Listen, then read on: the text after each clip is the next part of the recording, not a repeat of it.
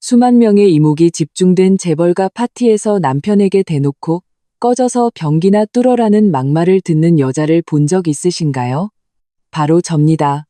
서은아. 오늘 밤은 민중건설과 해외 큰손 고객과의 협력 기념 파티가 열리는 날입니다. 장소는 서울에서 가장 호화로운 그랜드 엘리시안 서울 호텔이었죠. 크리스탈 샹들리에가 눈부시게 빛나고 아래에 있는 사람들은 명품 드레스나 고가의 주얼리로 치장하고 있었습니다. 오직 제가 입은 이 드레스만이 작년에 시어머니께서 유행이 지났다고 버리신 것을 제가 주워 입은 것이었죠. 저는 구석 자리에 앉아 마치 불청객처럼 손에 든 샴페인 잔만 만지작거렸습니다. 박민준이 저를 이곳에 데려온 이유는 뻔했습니다. 외부 사람들 앞에서 사이좋은 부부인 척 연기해서 어떻게든 상류층에 끼고 싶어하는 시아버지의 체면을 세워주기 위함이었죠. 하지만 그가 이렇게나 많은 재계 인사들 앞에서 다른 여자를 끼고 저를 진흙탕에 처박을 줄은 꿈에도 몰랐습니다. 단 한 톨의 체면도 남겨주지 않은 채 말이죠. 저는 고개를 들어 연회장 중앙을 바라봤습니다. 박민주는 빨간색 슬립 드레스를 입은 여자를 끌어안고 웃고 떠들고 있었습니다. 그 여자의 이름은 이세라. 박민준의 회사에 새로 온 인턴이었죠. 젊고 예쁜 것을 무기 삼아 하루 종일 박민준 곁에 붙어 다녔습니다. 누가 봐도 둘의 관계는 평범하지 않았죠. 전에 박민준에게 넌지시 말해본 적이 있었지만 그는 오히려 제가 속 좁고 질투심이 많다며 제발 쓸데없는 일 만들지 말라고 윽박질렀습니다. 그러지 않으면 친정으로 돌아가라면서요. 하지만 제게 돌아갈 친정이 어디 있겠습니까? 결혼할 때 저는 박민준에게 저희 부모님은 평범한 노동자였고 오래전에 돌아가셨다고 말했습니다. 그와 그의 어머니는 제가 기댈 곳 없는 고아라며 한동안 저를 탐탁지 않아 했죠. 마음대로 휘두르기 좋은 여자라고 생각했을 겁니다. 오직 저만이 알고 있었습니다. 제가 말한 돌아가신 아버지가 바로 서진혁이라는 것을요. 맨손으로 진혁그룹을 일궈내고 발 한 번 구르면 대한민국 경제가 휘청인다는 바로 그 재벌 총수 말입니다.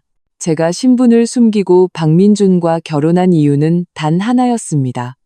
제 배경이나 돈이 아닌 저라는 사람 자체를 진심으로 사랑해주는 사람을 찾고 싶었기 때문입니다. 하지만 지금 보니 제 눈이 멀어도 단단히 멀었던 것 같습니다. 이세라는 제가 보고 있다는 걸 눈치챘는지 보란듯이 박민준의 품에 더 파고들며 제 쪽을 향해 눈썹을 까딱였습니다. 그 눈빛에 담긴 의기양양함과 도발은 숨길 수가 없었죠. 박민준은 그녀의 시선을 따라 저를 보더니 얼굴에서 미소가 순식간에 사라졌습니다. 대신 짜증이 가득한 표정으로 바뀌었죠. 그는 이세라의 허리를 감싼 채 거들먹거리며 제게로 걸어왔습니다. 주변에 소란스럽던 소음이 갑자기 작아지는 것 같았습니다. 많은 사람들의 시선이 우리에게 쏠렸죠. 호기심 어린 눈, 구경하는 눈, 그리고 민중건설과 협력 관계에 있는 몇몇은 고소하다는 듯한 눈빛이었습니다. 서은아, 여기서 뭐해? 박민준이 제 앞에 서서 말했습니다. 목소리는 크지 않았지만 주변 사람들이 듣기에는 충분했죠. 집 화장실 변기 막힌 거 안 보여? 아침에 오늘 일찍 들어가서 처리하라고 했잖아. 아주 여기서 눌러앉을 작정이네. 저는 샴페인 잔을 쥔 손에 힘을 주었습니다. 손가락 마디가 하얗게 변할 정도였죠. 속에서 끓어오르는 화를 억누르며 낮은 목소리로 말했습니다. 민준 씨, 오늘은 중요한 파티잖아요. 무슨 일이든 집에 가서 얘기하면 안 될까요? 집에 가서 얘기하자고? 박민준은 마치 우스운 농담이라도 들은 듯 피식 웃었습니다. 그는 이세라의 어깨를 감싸 안으며 일부러 목소리를 높였습니다. 서은아, 내 신분을 똑똑히 알아둬. 넌 우리 박씨 집안의 시집온 며느리일 뿐이야. 빨래하고 밥하고 변기 뚫는 게 원래 네가 할 일이라고. 지금 당장 집에 가서 변기나 뚫으라는데 감히 나랑 흥정을 해? 주변에서 즉시 킬킬거리는 웃음소리가 터져나왔습니다. 누군가 작게 속삭였죠. 어머, 저 사람이 박상무 와이프? 완전 가정부네. 입은 것 좀 봐. 저런 자리에 나올 만한 급이 아니구먼. 그러니 박상무가 싫어하지. 이세라 씨가 훨씬 낫네. 젊고 예쁘고 애교도 많고. 그 말들은 바늘이 되어 제 심장을 찔렀습니다. 고개를 들어 박민준을 보니 그의 눈에는 일말의 죄책감도 없이 넌 원래 그런 취급을 받아 마땅하다는 듯한 당연함만 가득했습니다. 이세라는 옆에서 부채질을 했습니다. 애교 섞인 목소리로 박민준의 팔을 잡아 끌며 말했죠. 상무님, 화내지 마세요. 은하 언니는 그냥 여기에 좀 더 있고 싶었나 보죠. 이런 자리는 평소에 와볼 기회도 없었을 테니까요. 이 말은 위로하는 척했지만 실제로는 박민준의 말보다 더 잔인했습니다. 제가 세상 물정 모르는 촌뜨기라고 대놓고 말하는 셈이었죠. 박민준은 그녀의 말에 표정이 좀 누그러졌지만 더 심한 말을 내뱉었습니다. 들었어? 세라가 너보다 훨씬 철들었네. 당장 꺼져서 변기나 뚫어. 여기서 창피하게 굴지 말고. 나 고객이랑 비즈니스 얘기하는데 방해하지 말고. 저는 그 자리에 서서 연 회장의 모든 시선이 스포트라이트처럼 제게 쏟아지는 것을 느꼈습니다. 비웃음, 동정, 그리고 제가 다음에 어떻게 할지 구경하는 사람들. 저는 주먹을 꽉 쥐었습니다. 손톱이 살을 파고들 정도였죠. 분노가 치밀어 올랐지만 아직은 때가 아니라는 것을 알았습니다. 저는 심호흡을 하고 고개를 들어 박민준과 이세라를 차갑게 쳐다봤습니다. 아무 말도 하지 않았지만 그 눈빛에 담긴 의미의 박민준은 저도 모르게 미간을 찌푸렸습니다. 바로 그때 연회장 입구 쪽에서 갑자기 소란이 일었습니다. 원래 박민준의 아버지인 박성철 사장을 둘러싸고 있던 사람들이 모두 길을 터주었죠. 사람들의 시선을 따라가 보니 검은색 정장에 금태 안경을 쓴 남자가 빠른 걸음으로 다가오고 있었습니다. 그랜드 엘리시안 호텔의 총지배인이었죠. 예전에 아버지와 함께 이곳에 식사하러 왔을 때 몇 번 본 적이 있었습니다. 그는 손에 무전기를 들고 공손한 표정으로 곧장 우리 쪽으로 걸어왔습니다. 박민준은 자기를 찾아온 줄 알고 즉시 넥타이를 고쳐매며 거만한 자세를 취했습니다. 총지배인이 와서 자신에게 인사하기를 기다리는 태도였죠. 이세라도 가슴을 쭉 펴고 일부러 박민준에게 더 바싹 기댔습니다. 총지배인 앞에서 눈도장을 찍고 싶었던 거겠죠. 주변 사람들 역시 총지배인이 박민준을 찾아온 것이라고 생각했습니다. 어쨌든 오늘 밤 민준건설은 주최 측 중 하나였으니까요. 하지만 누가 알았을까요? 총지배인은 우리 앞에 와서 박민준과 이세라를 그대로 지나쳐 곧장 제 앞으로 걸어왔습니다. 그는 걸음을 멈추고 먼저 제게 가볍게 허리를 숙여 인사한 뒤 얼굴에 더없이 공손한 미소를 띠며 부드럽게 말했습니다. 서은아 아가씨, 정말 죄송합니다. 오래 기다리셨습니다. 저희 호텔 대표님께서 아가씨의 아버님이신 서진혁 회장님께서 최상층 VIP 스위트룸에서 기다리고 계신다고 전해달라 하셨습니다. 지금 혹시 올라가실 수 있는지 여쭤보셨습니다. 그 말이 끝나자마자 연회장 전체가 순식간에 조용해졌습니다. 바늘 하나 떨어지는 소리도 들릴 정도였죠. 박민준의 얼굴에 떠올랐던 의기양양한 미소가 그대로 굳어버렸습니다. 그는 멍하니 총지배인을 쳐다보다가 다시 저를 쳐다봤습니다. 마치 제대로 듣지 못한 것처럼 무의식적으로 입을 열었죠. 당신 지금 저 여자를 뭐라고 불렀소? 아가씨? 사람 잘못 보셨겠죠. 제 이름은 서은하고 내 아내요. 그냥 평범한 집안 출신인데 어떻게 서진혁 회장님 따님이겠소? 총지배인은 박민준의 말을 듣고 얼굴에서 미소가 살짝 옅어졌지만 여전히 예의를 지키며 말했습니다. 선생님, 제가 어떻게 사람을 잘못 보겠습니까? 서진혁 회장님은 저희 호텔의 최고 등급 VVIP 고객이시고 서은하 아가씨는 서 회장님의 귀한 따님이십니다. 저희 호텔 전 직원이 모두 알고 있습니다. 절대로 잘못 볼 리가 없습니다. 박민준의 눈이 동그랗게 커지고 입은 달걀 하나가 들어갈 정도로 벌어졌습니다. 그는 총지배인을 봤다가 다시 저를 봤다가 얼굴 표정이 놀라움에서 믿을 수 없다는 표정으로 그리고 마지막에는 당혹감으로 변해갔습니다. 주변 사람들도 웅성거리기 시작했습니다. 조금 전까지 저를 비웃던 사람들은 이제 모두 얼굴색이 변했죠. 어떤 이는 놀라서 입을 떡 벌렸고 어떤 이는 급히 휴대폰을 꺼내 서진혁에 대해 검색하기 시작했습니다. 민준건설과 협력 관계에 있던 몇몇은 얼굴에 이미 걱정스러운 기색이 역력했습니다. 저는 박민준의 그 얼빠진 모습을 보며 오랫동안 쌓여왔던 억울함과 분노가 조금은 풀리는 것을 느꼈습니다. 저는 총지배인이 건네는 스위트룸 키카드를 받으며 옅은 미소를 지으며 말했습니다. 알겠어요. 바로 가겠습니다. 신경 써주셔서 감사해요. 총지배인은 황급히 말했습니다. 아닙니다. 아가씨. 아닙니다. 이쪽으로 오시죠. 제가 모시겠습니다. 제가 총지배인을 따라 돌아서려는데 두 걸음쯤 갔을 때 등 뒤에서 박민준의 다급한 목소리가 들렸습니다. 은하야. 아니 서은하 씨. 당신 아버지가 정말로 서진혁 회장님이야? 그 대한민국 최고 재벌 서진혁? 저는 걸음을 멈추고 그를 돌아보았습니다. 눈에는 차가운 조롱이 가득했죠.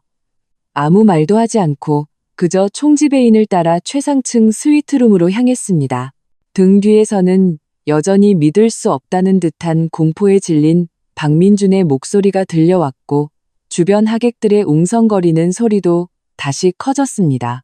다만 이번에는 이전의 비웃음은 사라지고 경악과 경외심이 그 자리를 대신했죠. 제가 총지배인을 따라 몇 걸음 떼지 않았을 때 등 뒤에서 이세라의 울먹이는 목소리가 들렸습니다. 그녀는 박민준의 팔을 잡고 허둥지둥 말했죠. 상무님 이게 어떻게 된 일이에요? 서은아가 어떻게 재벌 딸이에요? 맨날 낡은 옷만 입고 명품 가방 하나 없었잖아요. 박민준은 그녀의 말에 겨우 정신을 차린 듯 했지만 얼굴은 여전히 시체처럼 창백했습니다. 그는 이세라의 손을 뿌리치며 거의 악에 바친 목소리로 소리쳤습니다. 네가 뭘 알아. 동명이인이겠지. 진짜 그런 배경이 있었으면 나랑 결혼했겠어. 이만큼이나 참고 살았겠냐고. 입으로는 그렇게 말했지만 그의 시선은 제 뒷모습에 고정되어 있었습니다. 그 안에는 당혹감이 가득했죠. 그 자신도 그 말을 믿지 못하는 것 같았습니다. 주변 하객들은 더 이상 박성철 사장과 인사를 나눌 겨를도 없이 옆에서 수군거리기 시작했습니다. 어떤 이는 휴대폰 화면을 빠르게 넘기며 서진혁 회장에 대한 정보를 찾고 있었고 어떤 이는 저를 가리키며 작게 말했습니다. 저기 서은하 씨 분위기 좀 봐. 옷은 평범하게 입었어도 아까 그 기세는 보통 사람이 아니었어. 그러게 말이야. 박상무가 그렇게 모욕하는데도 전혀 흔들리지 않더라니. 다 믿는 구석이 있었던 거네. 그 말들이 귓가에 스쳤지만 제 마음에는 아무런 파동도 일지 않았습니다. 그저 그들이 받아야 할 당연한 반응이라고 생각했을 뿐입니다. 바로 그때 연 회장의 갑자기 또렷한 구두 소리가 울려 퍼졌습니다. 돌아보니 오늘 파티의 사회자인 MC 김이었습니다. 그는 손에 큐시트를 들고 원래 무대 쪽으로 가려던 참이었죠. 하지만 몇 걸음 못 가 옆에 있던 호텔 직원에게 소매를 붙잡혔습니다. 그 직원은 그의 귓가에 몇 마디 속삭이며 저를 가리켰습니다. MC 김의 눈이 순식간에 빛났습니다. 그는 서둘러 제 쪽으로 걸어왔죠. 얼굴에 떠오른 미소는 아까 박성철 사장을 대할 때보다 훨씬 더 공손했습니다. 그는 박민준 옆을 지나칠 때는 눈길 한 번 주지 않고 곧장 제 앞으로 걸어왔습니다. 먼저 공손하게 손에 든 큐시트를 등 뒤로 감추더니 휙 소리가 날 정도로 허리를 깊게 숙였습니다. 아까 총지배인보다 더 큰 각도였죠. 목소리도 주변 사람들이 모두 들을 수 있도록 키웠습니다. 서은하 아가씨, 정말 죄송합니다. 오신 줄도 모르고 있었습니다. 미리 알았더라면 제가 직접 입구까지 마중 나갔을 텐데요. 저는 걸음을 멈추고 그를 보며 담담하게 고개를 끄덕였습니다. MC 김, 너무 과하게 안 그러셔도 돼요.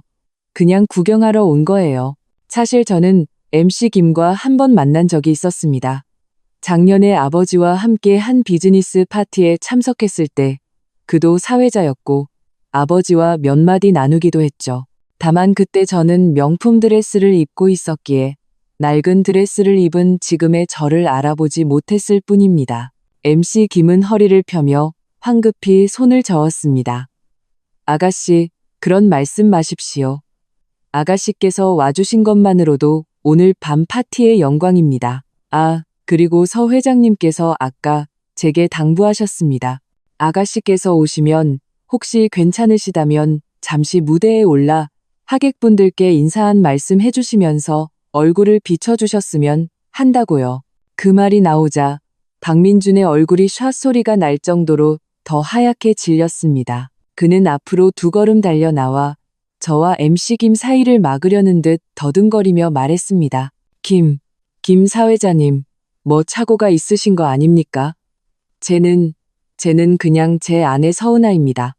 무슨 회장님 따님이 아니라고요. 저 사람들 헛소문 믿지 마세요. MC 김은 그제야 박민준을 똑바로 쳐다봤습니다. 그의 미간이 순식간에 찌푸려졌죠. 눈에는 경멸이 가득했습니다. 박 상무님, 그게 무슨 말씀이십니까? 서은아 아가씨가 서진혁 회장님 따님이신지 아닌지 제가 착각할 리가 있겠습니까? 방금 전 서 회장님 비서실장님께서 직접 제게 전화하셔서 아가씨를 잘 챙겨드리라고 특별히 당부하셨습니다. 못 믿으시겠다면 제가 지금 바로 비서실장님께 전화해서 바꿔드릴까요? 그는 그렇게 말하며 휴대폰을 꺼내 통화하는 시렵을 했습니다. 박민준은 겁에 질려 황급히 한 걸음 뒤로 물러서며 손을 내저었습니다. 아니요. 전화하지 마세요. 그냥 한번 물어본 겁니다. 그가 감히 MC 김에게 전화를 걸게 할 리가 없었습니다. 만약 정말 통화가 연결된다면 그가 조금 전에 저에게 했던 모욕은 천하의 웃음거리가 될 테니까요. 박 씨 집안과 서 씨 집안이 원수가 된다면 그의 아버지가 가만두지 않을 것이 뻔했습니다. 이세라는 옆에 서서 얼굴이 새파랗게 질려 있었습니다. 아까의 애교 섞인 모습은 온데간데 없고 두 손으로 드레스 자락을 꽉 쥔 채 손톱으로 천을 찢을 듯이 긁고 있었죠. 그녀는 저를 보며 질투와 불만 가득한 눈빛을 보냈지만 아까처럼 도발할 엄두는 내지 못하고 작게 중얼거렸습니다. 거짓말일 거야. 분명 저 여자가 꾸민 연극일 거야. 그 말이 마침 MC 김의 귀에 들어갔습니다. 그는 이세라를 돌아보며 차가운 목소리로 쏘아붙였습니다. 이 아가씨, 말 조심하는 게 좋을 겁니다. 서 회장님이 어떤 분이시고 서은아 아가씨가 어떤 신분인데 당신이 함부로 의심할 수 있는 분이 아닙니다. 이 사실이 서 회장님 귀에 들어가면 감당할 수 있겠습니까? 이세라는 그의 호통에 온몸을 떨며 눈물을 뚝뚝 흘렸습니다. 억울하다는 듯이 박민준을 쳐다보며 말했죠. 상무님, 저 사람이 저한테 소리쳐요. 하지만 이번에는 박민준이 그녀를 거들떠보지도 않았습니다. 그의 모든 신경은 제게 쏠려 있었죠. 그는 제 얼굴에서 무언가를 읽어내려는 듯 뚫어지게 저를 쳐다봤습니다. 하지만 냉담함 외에는 아무것도 발견하지 못했죠. 주변 하객들은 이제 완전히 믿는 눈치였습니다. 아까 저를 비웃던 사람들은 이제 모두 고개를 숙이고 제가 자신들을 기억할까봐 전전긍긍했습니다. 박성철 사장도 사람들 틈을 비집고 다가왔습니다. 그의 얼굴에 떠오른 미소는 우는 것보다 더 어색했죠. 그는 박민준의 팔을 잡아 끌며 작게 속삭였습니다. 이 망할 놈아, 빨리 서 아가씨한테 사과 안 해. 박민준은 그제야 정신을 차리고 제게 다가왔습니다. 얼굴에는 우는 것보다 더 보기 흉한 미소를 쥐어짜내며 말했죠. 은하야, 아니 서은아 씨, 아까는 제가 잘못했어요. 제가 그렇게 말하면 안 됐는데 부디 너그러이 용서해주면 안 될까요? 저는 그의 그 아첨하는 모습을 보니 속이 메스꺼웠습니다. 그를 무시하고 MC 김에게 말했죠. 무대에 올라가는 건 됐어요. 아버지가 룸에서 기다리시니 먼저 가볼게요. MC 김은 황급히 고개를 끄덕였습니다. 네, 알겠습니다. 아가씨, 먼저 볼일 보십시오. 제가 바로 길을 터드리도록 사람을 부르겠습니다. 아무도 아가씨를 방해하지 못하게 하겠습니다. 그는 그렇게 말하며 옆에 있는 직원들에게 손짓해서 앞길을 열게 했습니다. 그리고 일부러 박민준과 이세라 앞에 서서 그들이 제게 다가오지 못하게 막았죠. 저는 총지배인을 따라 모든 사람의 경외심 어린 시선을 받으며 엘리베이터 쪽으로 걸어갔습니다. 박민준이 따라오려고 했지만 MC 김에게 단단히 막혔죠. 그는 그저 그 자리에 서서 제가 떠나는 것을 망연자실하게 바라볼 수밖에 없었습니다. 얼굴에는 후회와 공포가 가득했죠. 이세라는 그의 옆에서 눈물을 뚝뚝 흘렸지만 위로의 말 한마디 듣지 못했습니다. 엘리베이터 문이 천천히 닫혔습니다.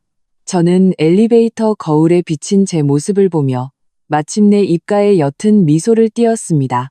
박민준, 이세라, 당신들이 내게 진 빚, 오늘부터 하나씩 전부 다 돌려받을 테니까. 엘리베이터가 천천히 올라갔습니다. 거울에는 희끗희끗 낡아 보이는 제 드레스가 비쳤습니다. 아까 연회장에 있던 화려한 사람들과 비교하면 확실히 어울리지 않았죠.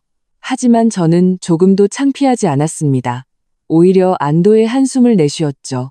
드디어 기댈 곳 없고 만만한 박씨 집안 며느리 연기를 끝낼 수 있게 되었으니까요.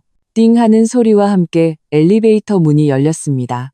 최상층 VIP 라운지 복도에는 두꺼운 카펫이 깔려 있어 발소리 하나 들리지 않았습니다. 총지배인이 앞장서서 가장 안쪽에 있는 스위트룸 문 앞까지 저를 안내하고는 가볍게 문을 두드렸습니다. 회장님, 아가씨 오셨습니다. 문이 곧 열렸고 검은색 정장을 입은 늠름한 남자가 문 앞에 서 있었습니다. 아버지의 비서실장인 김비서였죠. 그는 저를 보자 황급히 몸을 비켜 길을 내주며 공손한 미소를 지었습니다. 아가씨 오셨습니까? 회장님께서 오래 기다리셨습니다. 제가 스위트룸 안으로 들어가자 화려하면서도 기품 있는 인테리어가 눈에 들어왔습니다. 크리스탈 샹들리에 아래 원형 테이블이 놓여 있었고 아버지 서진혁 회장님께서 상석에 앉아 서류를 보고 계셨습니다. 저를 보자마자 서류를 내려놓으시고 근엄했던 얼굴이 순식간에 안타까움으로 변했죠. 그는 자리에서 일어나 제게 다가와 어깨를 토닥이며 말했습니다. 은하야, 마음고생 많았지. 그 박씨 집안 놈이 그런 인간 말종인 줄 알았더라면 애초에 네가 신분 숨기고 시집가는 걸 허락하지 말았어야 했는데. 저는 고개를 저으며 아버지 옆 의자에 앉았습니다. 김비서가 건네준 따뜻한 물을 한 모금 마신 뒤에야 말했죠. 아빠 탓이 아니에요. 제가 사람 보는 눈이 없었던 거죠. 사실 제가 박씨 집안에 시집가기 전에 아버지는 제게 충고하셨습니다. 집안 차이가 너무 나면 문제가 생기기 쉽다고요. 하지만 그때 저는 평범한 사람과 안정적인 삶을 꾸리는 것에만 빠져 있었죠. 지금 생각하면 정말 어리석고 순진했습니다. 서진혁 회장님은 한숨을 쉬며 테이블 위에 서류 뭉치를 제 앞에 던져주셨습니다. 이것 좀 보거라. 이 박씨 집안, 최근에 계속 우리 진혁그룹에 접근하려고 애쓰고 있었다. 우리랑 같이 신규 아파트 단지 개발 사업을 하고 싶다면서 말이다. 박성철 그 늙은 여우, 여러 사람을 통해서 나한테 계속 연주를 대려고 하더구나. 나는 박민준 그놈이 너한테 어떻게 하는지 보고 협력 여부를 결정하려고 했는데 이제 보니 이 협력은 아예 얘기할 필요도 없겠구나. 저는 서류를 훑어보았습니다. 온통 박씨 집안이 서씨 집안과 협력하고 싶어하는 제안서들 뿐이었습니다.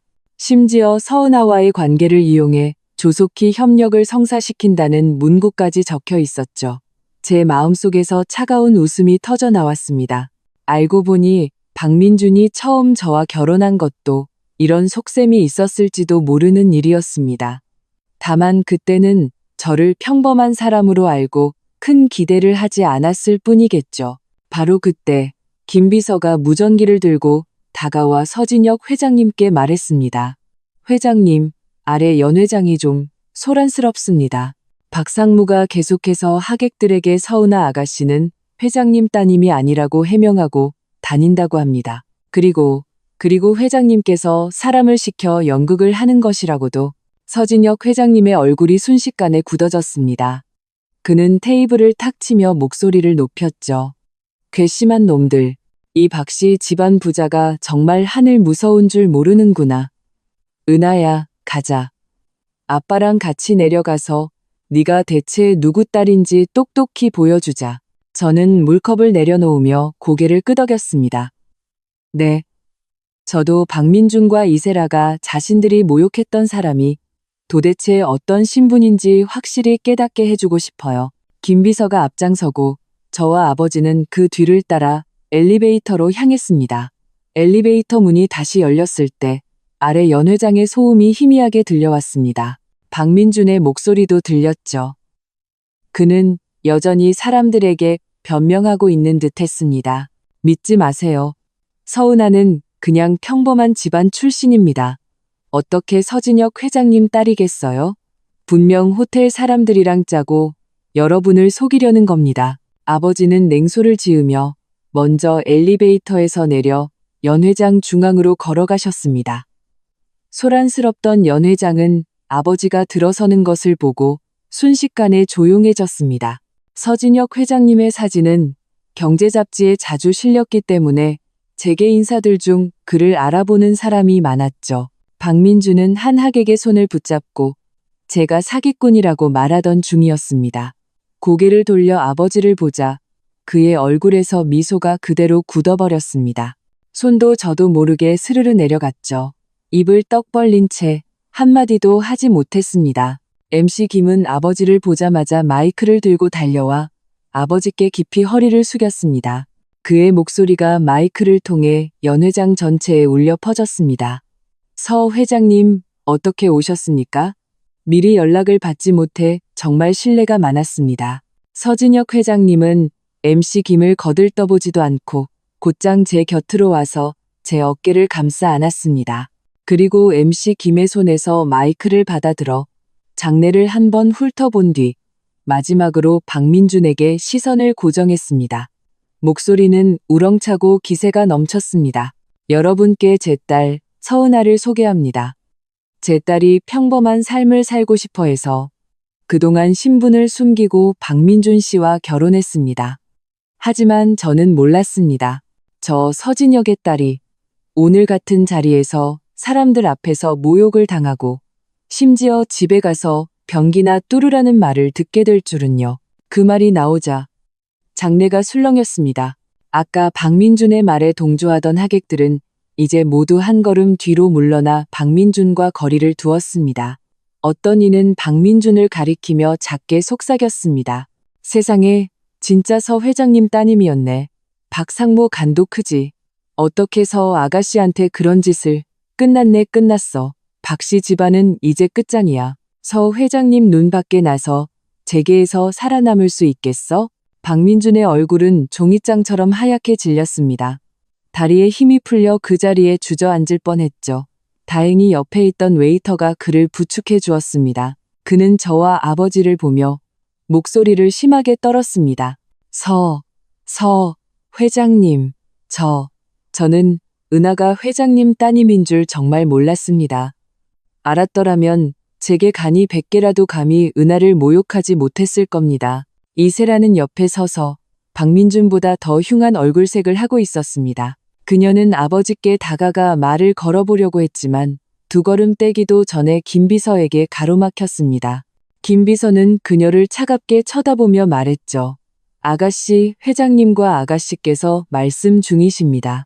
당신이 나설 자리가 아니니 앞으로 나오지 마십시오. 이세라는 김 비서의 눈빛에 겁을 먹고 한 걸음 뒤로 물러섰습니다.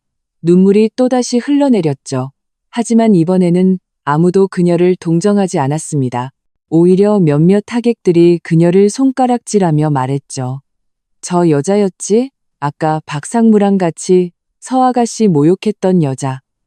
이제 와서 서아가씨 신분 아니까 붙어보려고? 정말 뻔뻔하네. 아버지는 마이크를 들고 계속 말씀하셨습니다.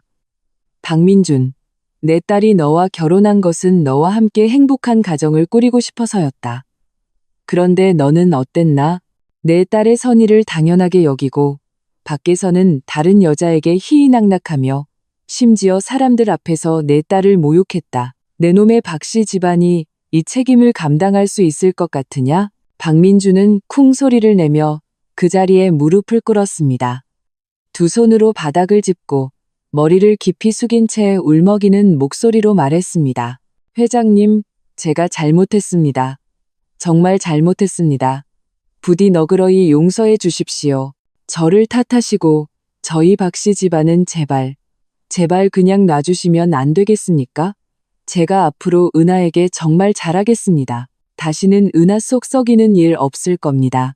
주변 하객들은 박민준이 무릎 꿇는 것을 보고 경멸의 눈빛을 보냈습니다.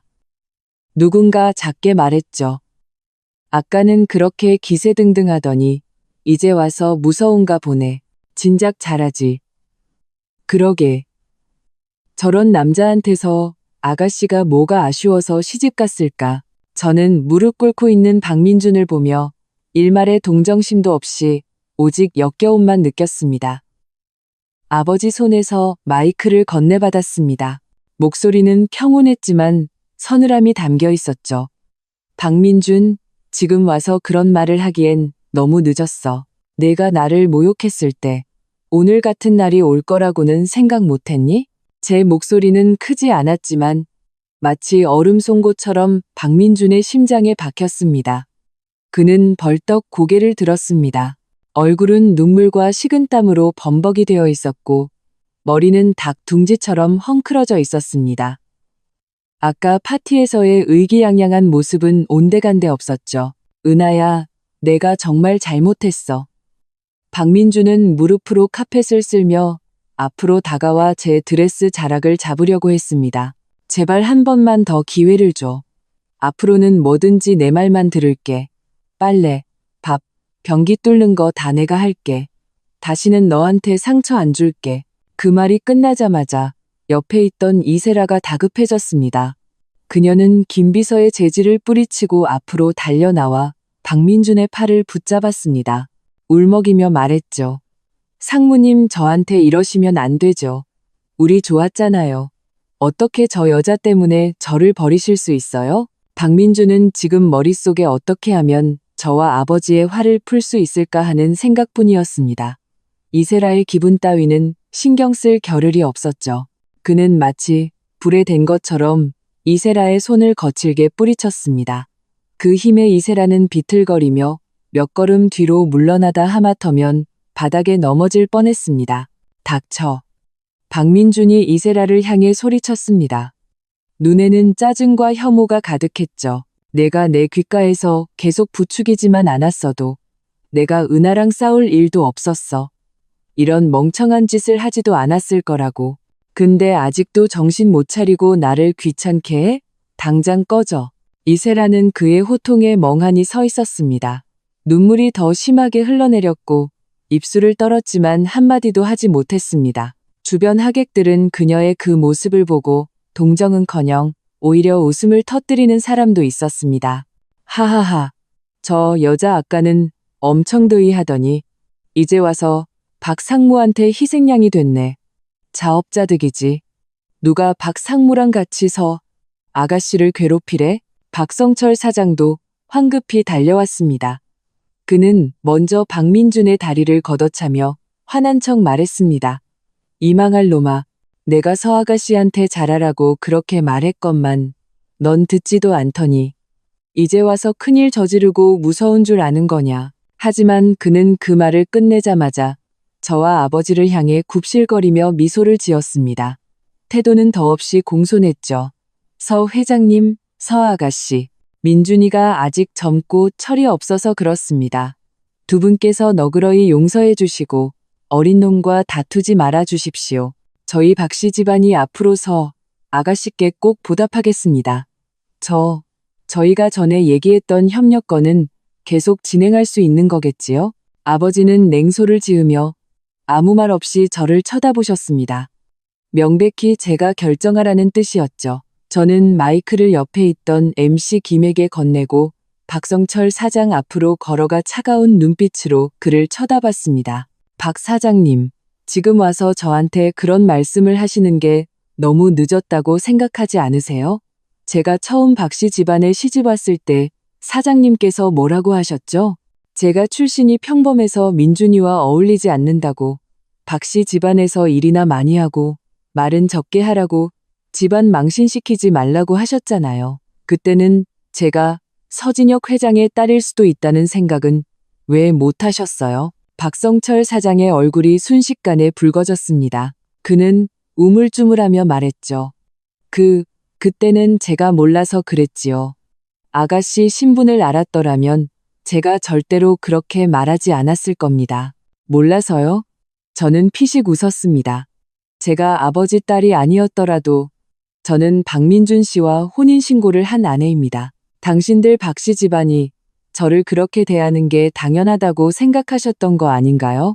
박민준은 여전히 무릎을 꿇고 있다가 제가 박성철 사장과 얘기하는 것을 보고 다시 기어와 제 손을 잡으려고 했습니다. 은하야, 내가 잘못했어.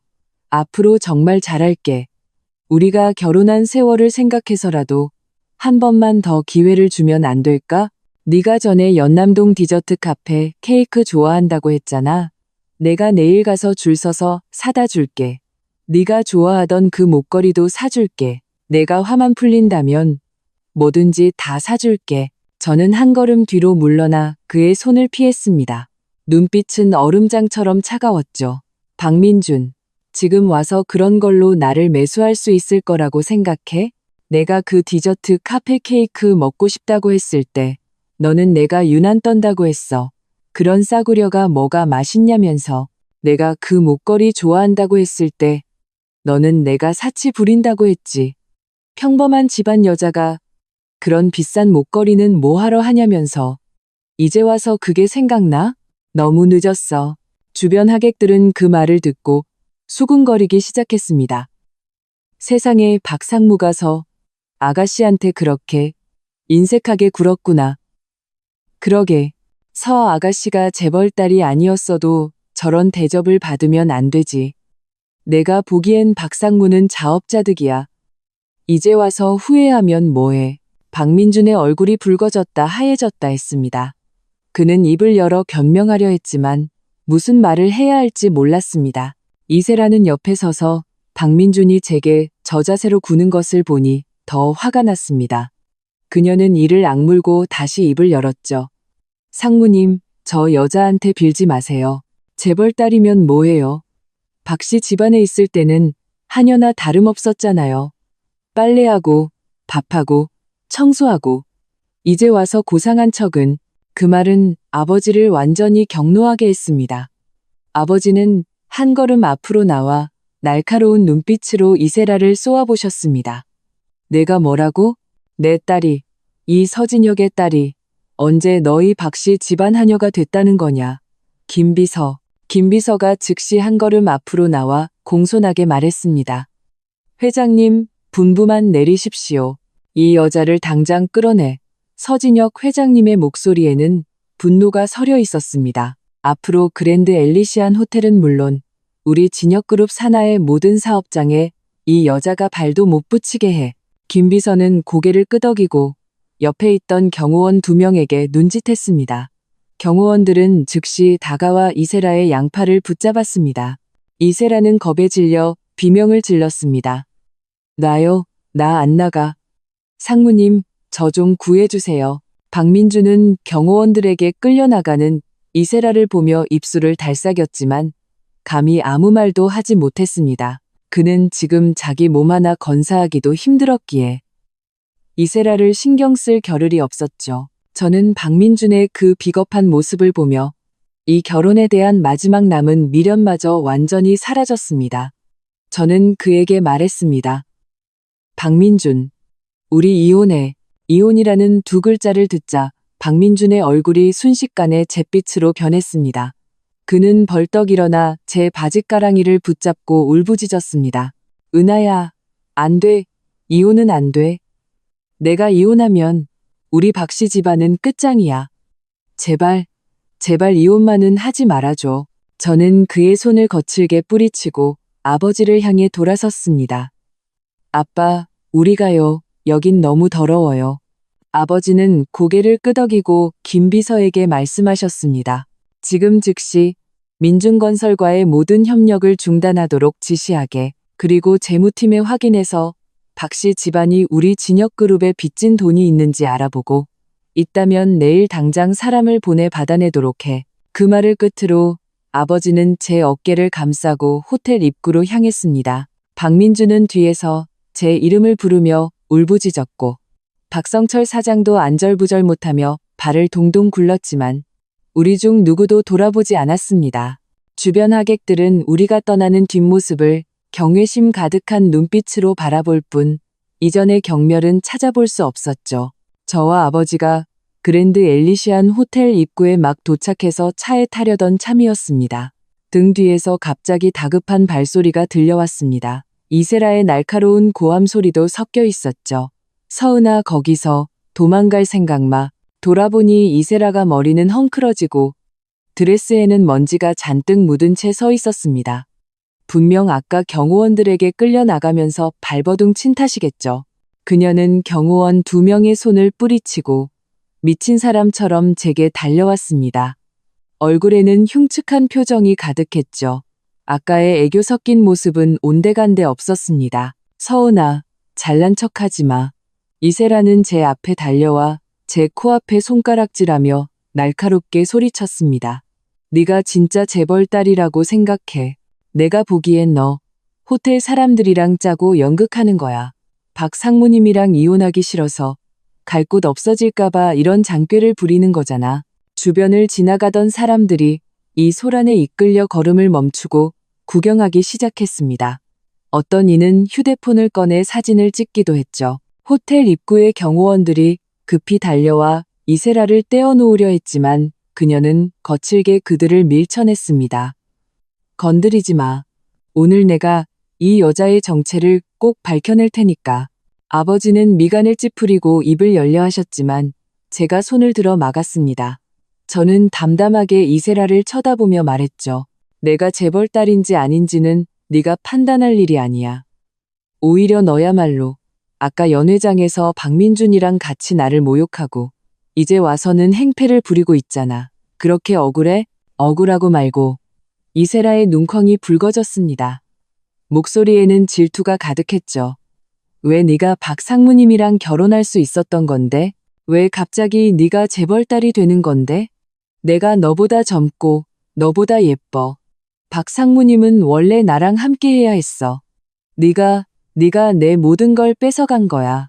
그렇게 말하며 그녀는 갑자기 옆에 있던 웨이터가 들고 있던 레드 와인잔을 낚아채려 했습니다. 아까 연회장에서 제게 레드 와인을 쏟아부었던 것처럼요. 하지만 이번에는 그녀가 와인잔에 손을 대기도 전에 제가 옆에 있던 웨이터에게 눈짓을 보냈습니다. 그 웨이터는 그랜드 엘리시안 호텔의 베테랑 직원으로 예전에 아버지와 함께 왔을 때 저를 본 적이 있었죠. 그는 즉시 제 뜻을 알아차렸습니다.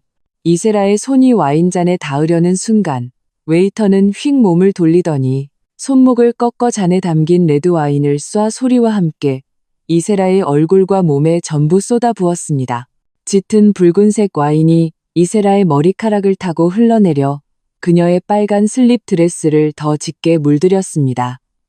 그 모습은 몹시 처량하고 우스꽝스러웠죠.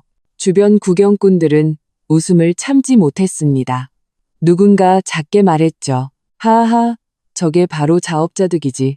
아까 서 아가씨한테 그랬을 때는 이런 꼴 당할 줄 몰랐나 보네. 그러게, 서 아가씨가 그냥 넘어가 준 것만 해도 다행인데 감히 또 시비를 걸다니. 이세라는 그 자리에 멍하니 서 있었습니다. 얼굴에는 와인이 흘러내리고 머리카락은 한 가닥씩 얼굴에 달라붙어 그 모습이 이루 말할 수 없이 비참했죠. 그녀는 정신을 차리자마자 비명을 지르며 제게 달려들었습니다. 서은아, 너랑 끝장을 보겠어. 하지만 그녀가 한 걸음 내딛기도 전에 김비서와 경호원 2명에게 양팔을 단단히 붙잡혔습니다. 김비서는 그녀를 차갑게 쳐다보며 말했습니다. 이 아가씨, 만약 또다시 서은아 아가씨께 손을 댄다면 우리도 더는 예의를 차리지 않을 겁니다. 너희가 뭔데 날 막아. 이세라는 필사적으로 발버둥 쳤지만 그녀의 힘으로는 경호원 2명을 당해낼 수 없었죠. 그저 그 자리에서 발광하며 입에 담지 못할 욕설을 퍼부을 뿐이었습니다. 그때 박민준도 헐레벌떡 달려왔습니다. 그는 이세라의 꼴을 보고 주변 구경꾼들과 그들의 손에 들린 휴대폰을 보고는 얼굴이 더 흉하게 일그러졌습니다. 그는 급히 다가와 이세라에게 소리쳤습니다. 너 아직도 정신 못 차렸어? 이 이상 창피당하고 싶어? 당장 나랑 가. 안 가. 이세라는 박민준을 보자 더 서럽게 울었습니다. 상무님, 저 여자 좀 보세요. 저 여자가 절 괴롭혔어요. 빨리 저 여자 좀 혼내주세요. 예전에는 제가 제일 좋다고 하셨잖아요.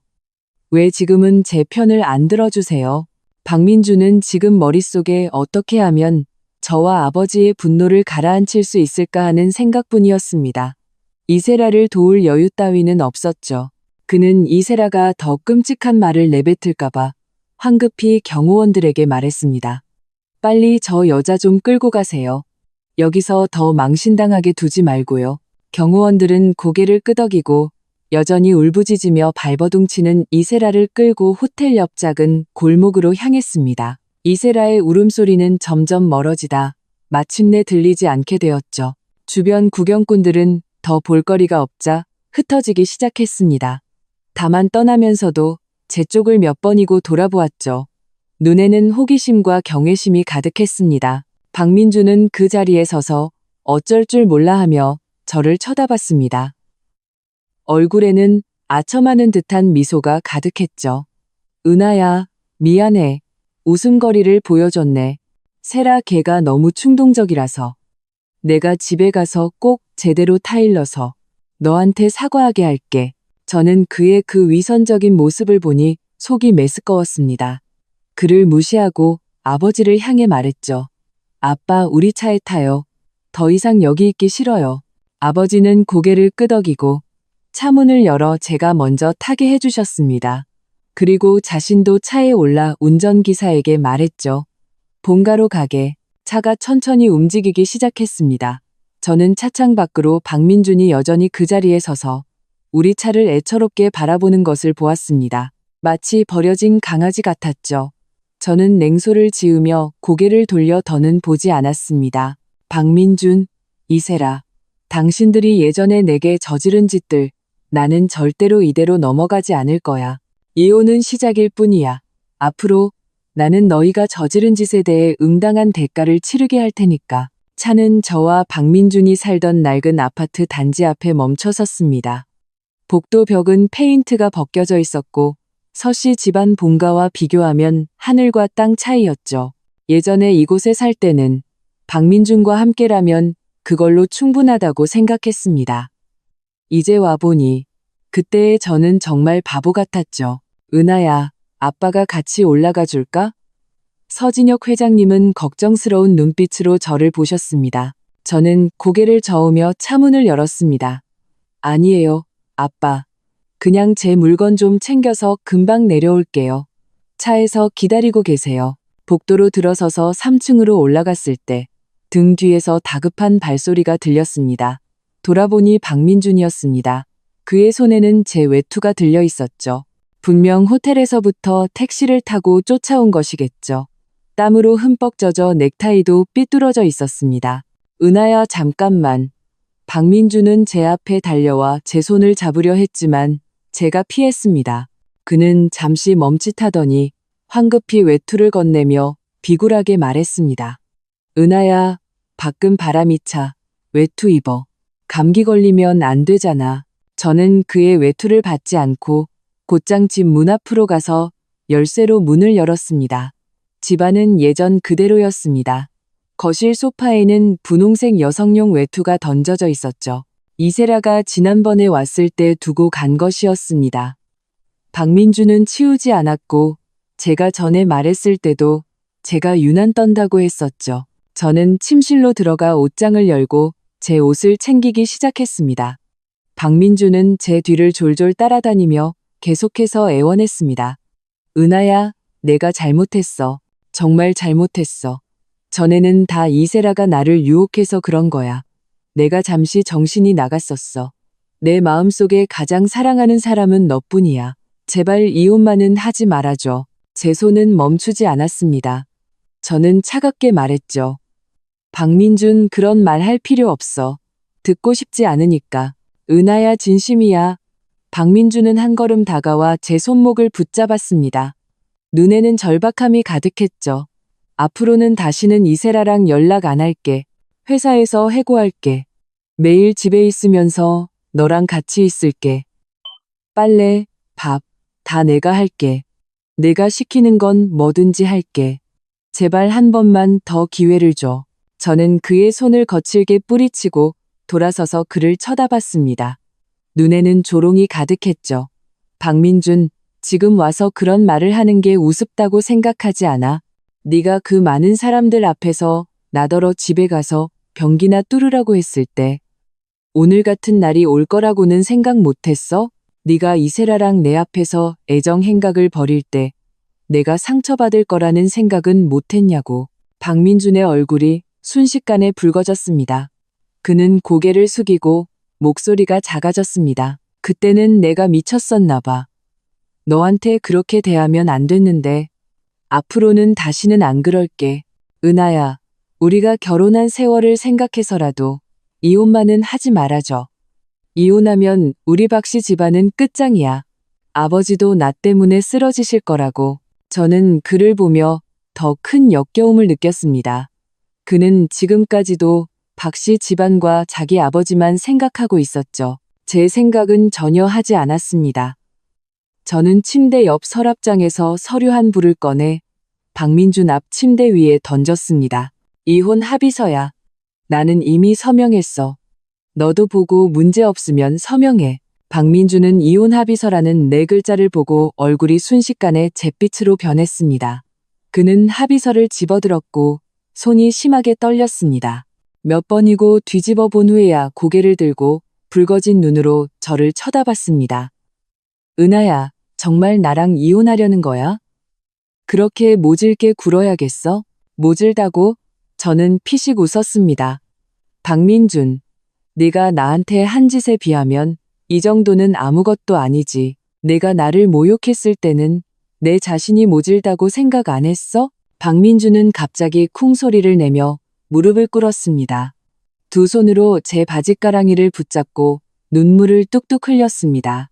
은하야, 제발, 제발 이혼만은 하지 말아줘. 나는 너 없으면 안 돼. 박씨 집안도 너 없으면 안 된다고. 이혼만 안 해준다면 내가 시키는 건 뭐든지 할게. 내가 너한테 절이라도 할까? 그는 그렇게 말하며 바닥에 머리를 박으려 했습니다. 저는 한 걸음 뒤로 물러나 피하며 차갑게 말했습니다. 박민준, 내 앞에서 불쌍한 척하지 마. 나한테는 안 통해. 이 이혼 합의서 네가 서명하든 안 하든 상관없어.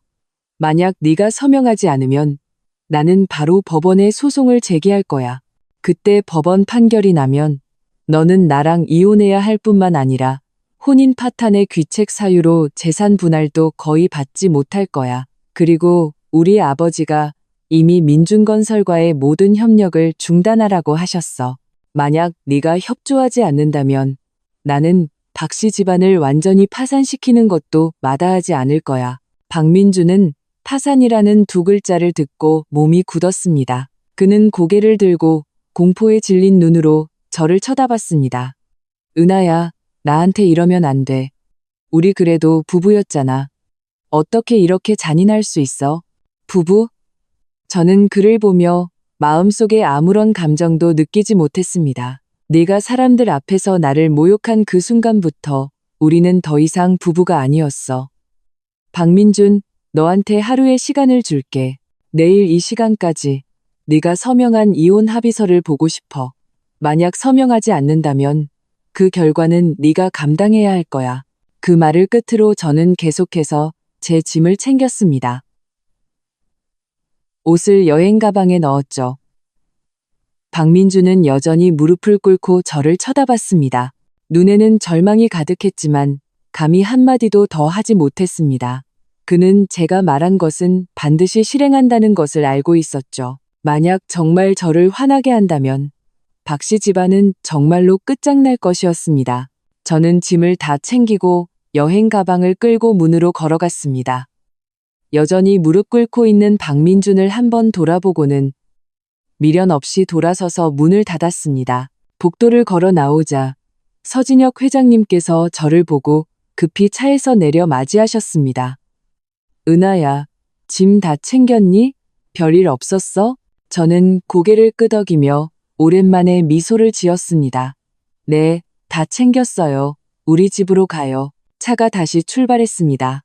저는 창밖으로 점점 멀어지는 아파트 단지를 보며 마음이 완전히 가벼워졌습니다. 박민준. 이 끔찍한 결혼 생활은 드디어 끝이야. 저는 서씨 집안 본가 정원에서 햇볕을 쬐고 있었습니다. 손에는 따뜻한 허브티 한 잔을 들고 모처럼 여유를 즐기고 있었죠. 하지만 그 평온함은 오래가지 않았습니다. 휴대폰이 웅 하고 울리기 시작했습니다. 화면에는 박민준이라는 세 글자가 떠 있었죠. 보는 것만으로도 짜증이 났습니다. 저는 잠시 망설이다가 결국 전화를 받았습니다. 귀에 대자마자 박민준의 울먹이는 목소리가 들려왔습니다. 은하야, 제발 서명하라고 재촉하지 마. 우리 다시 얘기 좀 하자. 내가 예전에 정말 잘못한 거 알아. 앞으로 진짜 잘할게. 제발 한 번만 더 기회를 줘. 딱 한 번만. 박민준, 내가 이미 말했잖아. 더 이상 할 얘기 없어. 제 목소리는 차가웠습니다. 내일 이 시간까지 서명된 이혼 합의서를 못 보면 바로 법원으로 갈 거야. 은하야, 그렇게 모질게 굴면 안 되지. 박민준의 목소리가 높아졌습니다. 절박함이 섞여 있었죠. 네가 지금 서씨 집안을 등에 업고 있는 건 알지만 우리 그래도 부부였잖아. 어떻게 그렇게 단칼에 끊어낼 수 있어? 네가 정말 소송을 제기하면 내 평판에도 좋지 않을 거라고. 저는 그 말을 듣고 피식 웃었습니다. 내 평판? 내가 그 많은 사람들 앞에서 나를 모욕했을 때는 내 평판 같은 건 생각 안 했어? 박민준, 더 이상 쓸데없는 소리 하지 마. 서명하든가 아니면 법원에서 보든가. 그 말을 끝으로 저는 바로 전화를 끊고 휴대폰을 무음으로 바꿨습니다. 눈에 안 보이면 마음도 편해지니까요. 누구 전화길래 그렇게 기분이 안 좋아? 낮고 약간의 분노가 섞인 목소리가 등 뒤에서 들려왔습니다. 돌아보니 오빠, 서우진이었습니다. 그는 막 회사에서 온 참이었고 손에는 서류 가방을 들고 있었습니다. 얼굴에는 걱정이 가득했죠. 서우진은 저보다 5살 많은 오빠로 아버지가 후계자로 키운 사람이었습니다. 평소 비즈니스에서는 냉철했지만 저에게는 유독 약했죠. 어릴 때부터 누가 저를 괴롭히면 오빠가 가장 먼저 달려갔습니다. 제가 신분을 숨기고 박씨 집안에 시집간 일은 오빠에게 말하지 못했습니다. 오빠가 화낼까봐 두려웠기 때문이죠. 어제 아버지가 겨우 말씀하셨습니다. 누구겠어? 박민준이지. 저는 한숨을 쉬며 휴대폰을 돌 테이블 위에 놓았습니다. 이혼 합의서에 서명 안 하려고 계속 나한테 매달리고 있어. 서우진은 박민준이라는 세 글자를 듣자마자 얼굴이 순식간에 굳어졌습니다. 그는 서류 가방을 돌 테이블 위에 쾅 소리가 나게 내려놓았죠. 그 소리에 제 손에 들린 허브티 잔이 흔들렸습니다. 그 자식이 아직도 너한테 매달려. 서우진의 목소리는 얼음 송곳처럼 차가웠고 분노로 가득했습니다. 예전에 사람들 앞에서 너를 모욕한 것도 모자라서 이제 와서 서명도 안 하겠다고? 아주 죽고 싶어서 환장했구나. 오빠 화내지 마. 내가 이미 말했어. 서명 안 하면 법원으로 간다고. 저는 황급히 오빠를 말렸습니다. 오빠가 화를 내다 쓰러질까봐 걱정됐기 때문이죠. 법원으로 가는 건 너무 싸게 먹히는 거야. 서우진은 미간을 찌푸렸습니다. 눈에는 살기가 가득했죠. 내 동생, 서우진의 동생을 괴롭히고 그냥 그렇게 쉽게 이혼할 수 있을 거라고 생각했나? 내가 오늘 당장 그놈을 찾아가서 우리 서씨 집안 사람이 얼마나 무서운지 똑똑히 알려줘야겠어. 그렇게 말하며 서우진은 서류 가방을 들고 돌아서서 차고로 향했습니다. 저는 그를 막으려 했지만 그가 너무 빨리 걸어서 따라잡을 수가 없었죠. 저는 어쩔 수 없이 아버지께 전화를 걸어 서우진이 박민준을 찾아가려는 사실을 알렸습니다. 아버지는 전화기 너머에서 웃으시며 말씀하셨습니다. 내 오빠가 가는 것도 좋아. 박민준 그놈이 완전히 단념하게 해야지. 나중에 또 너한테 매달리지 않게. 저는 전화를 끊고 마음이 한편으로는 걱정되면서도 한편으로는 시원했습니다. 오빠가 나서면 박민주는 다시는 기세등등하게 굴지 못할 테니까요. 한편 박민주는 집 소파에 앉아 있었습니다. 손에는 그 이혼 합의서를 들고 머리가 하얗게 셀 정도로 고민하고 있었죠. 서명할 용기도 없고 서은아가 정말 법원에 소송을 제기할까봐 두려웠습니다. 더 두려운 것은 서씨 집안이 정말 박씨 집안을 파산시키는 것이었죠. 바로 그때 초인종이 울렸습니다. 그는 서은아가 온 줄 알고 황급히 옷을 정리하고 문으로 달려갔습니다. 서은아에게 다시 한번 애원해 볼 생각이었죠. 하지만 문을 열어보니 문 앞에 서 있는 것은 서은아가 아니라 키가 크고 눈빛이 날카로운 남자였습니다. 몸에 딱 맞는 검은색 정장을 입고 온몸에서 가까이 오지 마라는 기운을 뿜어내고 있었죠. 박민주는 잠시 멈칫하다가 그가 서은아의 오빠 서우진이라는 것을 알아봤습니다. 예전에 경제 잡지에서 서우진의 사진을 본 적이 있었죠. 진혁그룹의 부회장이고 수완이 좋아서 재계에서 아무도 감히 건드리지 못한다는 것을 알고 있었습니다. 당신은 서우진, 박민준의 목소리가 떨렸습니다. 그는 저도 모르게 한 걸음 뒤로 물러섰죠. 마음속에는 공포가 가득했습니다. 서우진은 그와 긴 말할 생각 없이 그를 밀치고 집 안으로 들어갔습니다. 소파에 앉아 다리를 꼬고 차가운 눈빛으로 박민준을 쳐다봤습니다. 박민준, 내 동생 이혼 합의서 왜 서명 안 하는 거지? 박민준은 그 자리에 서서 손을 어디에 둬야 할지 몰랐습니다. 더듬거리며 말했죠. 저는 그냥 은하랑 다시 얘기 좀 해보려고. 우리 아직 감정이 남아있는데 이혼할 필요는 없잖아요. 감정? 서우진은 천하의 웃음거리라도 들은 듯 피식 웃었습니다. 그는 갑자기 찻상을 쾅 하고 내리쳤죠. 테이블 위에 물컵이 흔들렸습니다. 네가 내 동생이랑 감정을 얘기해? 네가 그 많은 사람들 앞에서 내 동생더러 집에 가서 변기나 뚫으라고 했을 때는 감정 같은 건 생각 안 했나? 내가 그 이세라라는 여자랑 놀아났을 때는 감정 같은 건 생각 안 했냐고. 박민주는 서우진의 기세에 눌려 온몸을 떨었습니다. 고개를 더 깊이 숙이고 목소리가 모기 소리처럼 작아졌습니다. 제가 잘못했습니다. 앞으로는 다시는 안 그럴게요. 그냥 한 번만 더 기회. 서우진의 눈빛이 차가워졌습니다. 그는 서류 가방에서 서류 한 부를 꺼내 박민준 앞에 던졌습니다. 이것 좀 봐. 이건 우리 서씨 집안이 최근에 중단한 협력 명단이야. 너희 박씨 집안과 우리랑 협력하던 3개의 프로젝트가 전부 여기 있어. 지금 너희 박씨 집안 자금줄이 거의 끊겼을 텐데 만약 내가 또 내 동생한테 매달리고 이혼 합의서에 서명 안 하면 내일 당장 재무부에 지시해서 너희 박씨 집안이 우리 서씨 집안의 빚진 대금을 전부 회수하라고 할 거야. 그때는 너희 박씨 집안 파산하는 것만 기다리면 될 거다. 박민주는 서류를 집어들었습니다. 두 손이 심하게 떨렸죠. 위에 적힌 협력 프로젝트들을 보고 얼굴이 순식간에 잿빛으로 변했습니다. 식은땀이 이마를 타고 흘러내렸죠. 그는 서우진이 말한 것은 반드시 실행한다는 것을 알고 있었습니다. 만약 서씨 집안이 정말 대금을 회수한다면 박씨 집안은 버텨낼 수 없을 것이었습니다. 서 부회장님, 제가 잘못했습니다. 제가 바로 서명하겠습니다. 지금 당장 서명하겠습니다. 박민주는 황급히 테이블 위에 펜을 집어들고 떨리는 손으로 이혼 합의서에 서명했습니다. 1초라도 늦으면 서씨 집안이 박씨 집안에 손을 쓸까봐 두려웠기 때문이죠. 서우진은 그가 서명하는 것을 보고 이혼 합의서를 집어들어 확인했습니다. 문제가 없는 것을 확인한 후에야 일어섰죠. 눈에는 경고가 가득했습니다. 박민준, 명심해. 서명한 후에는 다시는 내 동생과 어떤 연락도 하지 마. 만약 내가 또 내 동생한테 매달린다는 걸 알게 되면 너와 너희 박씨 집안을 가만두지 않을 거야.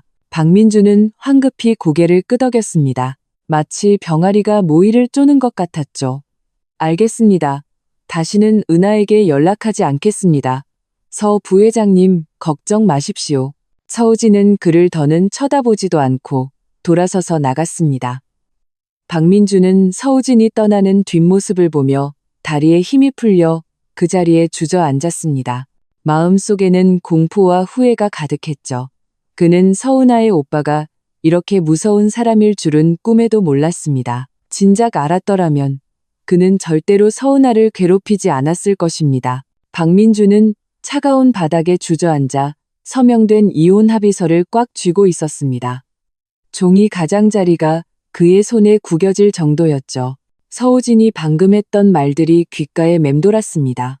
한 글자 한 글자가 무거운 망치가 되어 그의 가슴을 짓눌렀습니다.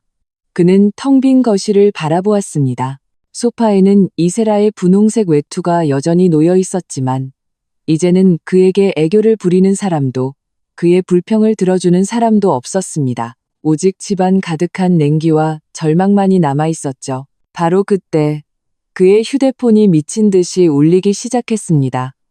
화면에는 아버지라는 이름이 떠 있었죠. 박민주는 가슴이 철렁 내려앉았습니다. 저도 모르게 전화를 끊고 싶었죠.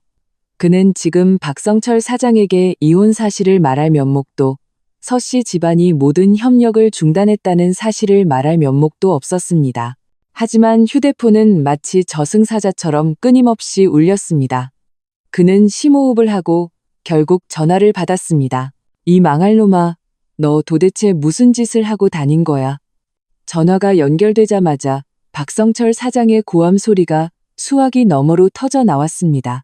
박민준의 귀가 윙윙 울렸습니다.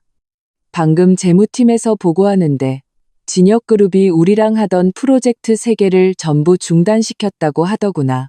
그뿐만 아니라 우리랑 계약하기로 했던 큰 고객들도 갑자기 계약을 취소했고 은행에서는 대출금을 조기 상환하라고 독촉하고 있어. 우리 회사 자금줄이 완전히 끊겼다고. 네가 서씨 집안 눈밖에 난 거 맞지? 박민준의 손이 걷잡을 수 없이 떨렸습니다. 목소리도 따라 떨렸죠. 아버지, 저 은하랑 이혼했어요. 이혼? 박성철 사장의 목소리가 더 커졌습니다. 수화기가 터질 것 같았죠. 네가 미쳤구나. 지금이 바로 서씨 집안과 협력해야 할 중요한 시기인데 네가 이혼을 해? 네가 제정신이냐? 제가 이혼하고 싶어서 한 게 아니에요. 은하가 이혼하자고 했어요. 박민주는 급히 변명했습니다. 눈물이 터져 나올 것 같았죠. 아버지 모르셔서 그래요. 은하 걔 평범한 집안 출신이 아니었어요. 서진혁 회장 딸이라고요. 대한민국 최고 재벌 딸이었다고요. 어제 파티에서 제가 걔랑 좀 다뤘는데 서진혁 회장이랑 서우진 부회장이 다 왔었어요. 서우진이 저한테 이혼 서명 안 하면 우리 박씨 집안을 파산시키겠다고 협박했다고요. 뭐라고? 박성철 사장의 목소리가 갑자기 멈췄습니다. 이어서 더 격렬한 고함이 터져 나왔죠. 서은아가 서진혁 회장 딸이라고? 너는 진작 뭐 했어? 걔랑 결혼한 지가 언젠데 걔 신분도 모르고 있었어? 내가 눈뜬 장님이냐, 멍청이냐. 박민주는 욕을 먹으면서도 아무 말도 하지 못했습니다. 그저 고개를 숙이고 눈물을 바닥에 뚝뚝 흘렸죠. 작은 물웅덩이가 생겼습니다. 그는 예전에 서은아가 만만하다고만 생각했지 그녀의 집안에 대해 물어본 적도 없었고 재벌과 연관지어 생각해 본 적도 없었습니다. 어쨌든 서은아는 낡은 옷을 입고 저렴한 화장품을 썼으니까요. 어떻게 봐도 부잣집 딸처럼 보이지 않았습니다. 이제와 생각해 보니 서은아는 돈이 없었던 것이 아니라 그 앞에서 불을 드러내고 싶지 않았던 것이었습니다. 그 자신이 눈이 멀어 봉황을 닭으로 착각했던 것이죠. 아버지, 제가 잘못했어요. 박민주는 울먹이며 말했습니다. 어떻게든 방법 좀 생각해 주세요. 회사가 정말 망하면 우리 집은 끝장이에요. 방법을 생각하라고? 내가 무슨 방법이 있어? 박성철 사장의 목소리에는 절망과 분노가 가득했습니다. 예전에 서씨 집안과 협력하려고 내가 얼마나 많은 연주를 동원하고 얼마나 많은 돈을 썼는데 이제 협력도 물 건너갔고 고객도 다 떠났고 은행에서는 대출금 갚으라고 독촉하고 내가 어디서 돈을 구해다 너를 줘. 박민준, 내가 너한테 경고하는데 만약 우리 박씨 집안이 정말 망하면 내가 너부터 가만두지 않을 거야. 전화가 탁 소리와 함께 끊겼습니다. 수화기에서는 뚜뚜 하는 소리만 들려왔죠. 박민주는 휴대폰을 쥔 채 손을 계속 떨었습니다. 그는 갑자기 깨달았습니다. 서우진이 한 말이 사실이었다는 것을요. 서씨 집안은 정말 박씨 집안을 파산시킬 수 있었습니다. 그는 집안이 망하는 것을 그냥 보고만 있을 수 없었습니다. 그는 서은아를 찾아가야 했습니다. 그녀에게 도움을 청해야 했습니다. 비록 서우진이 다시는 서은아에게 연락하지 말라고 경고했지만 지금은 다른 방법이 없었습니다. 그는 더 이상 생각할 겨를이 없었죠. 박민주는 바닥에서 힘겹게 일어나 외투를 집어들고 밖으로 뛰쳐나갔습니다. 신발도 갈아 신지 않고 슬리퍼를 신은 채 집을 나섰습니다. 그는 택시를 잡아 타고 서씨 집안 본가 주소를 말했습니다. 마음속에는 오직 한 가지 생각뿐이었습니다. 서은아가 마음만 돌려준다면 그는 뭐든지 할 수 있었습니다. 택시는 곧 서씨 집안 본가 앞에 도착했습니다. 웅장한 저택이었죠. 문 앞에는 경호원 2명이 서서 오가는 사람들을 날카롭게 주시하고 있었습니다.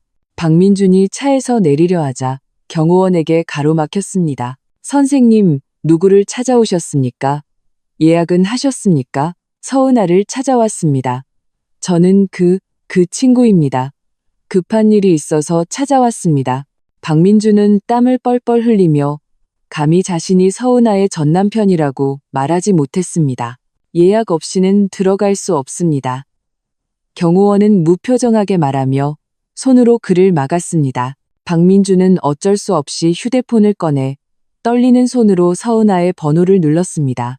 전화벨이 한참 울린 후에야 연결되었습니다. 서은아의 목소리는 평온하고 차가웠습니다. 여보세요. 은하야, 나야. 박민주는 황급히 말했습니다. 목소리에는 절박함이 가득했죠. 나 내 본가 앞인데 경호원들이 못 들어가게 해. 좀 들여보내주면 안 될까? 너한테 할 말이 있어. 우리 박씨 집안 회사 일 때문에. 제발, 은하야. 전화기 너머에서는 몇 초간 침묵이 흘렀습니다. 그리고 서은아의 담담한 목소리가 들려왔습니다. 박민준, 나한테 할 말 있어? 너희 집안 회사 일 때문이겠지. 응, 맞아. 박민준은 황급히 고개를 끄덕였습니다. 마치 구명더처라도 잡은 듯이요. 은하야, 내가 잘못했어.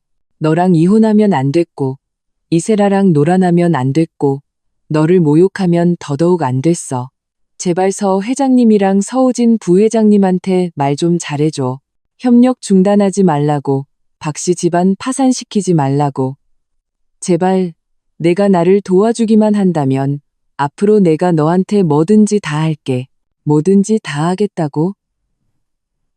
서은아는 피식 웃었습니다. 목소리에는 조롱이 가득했죠.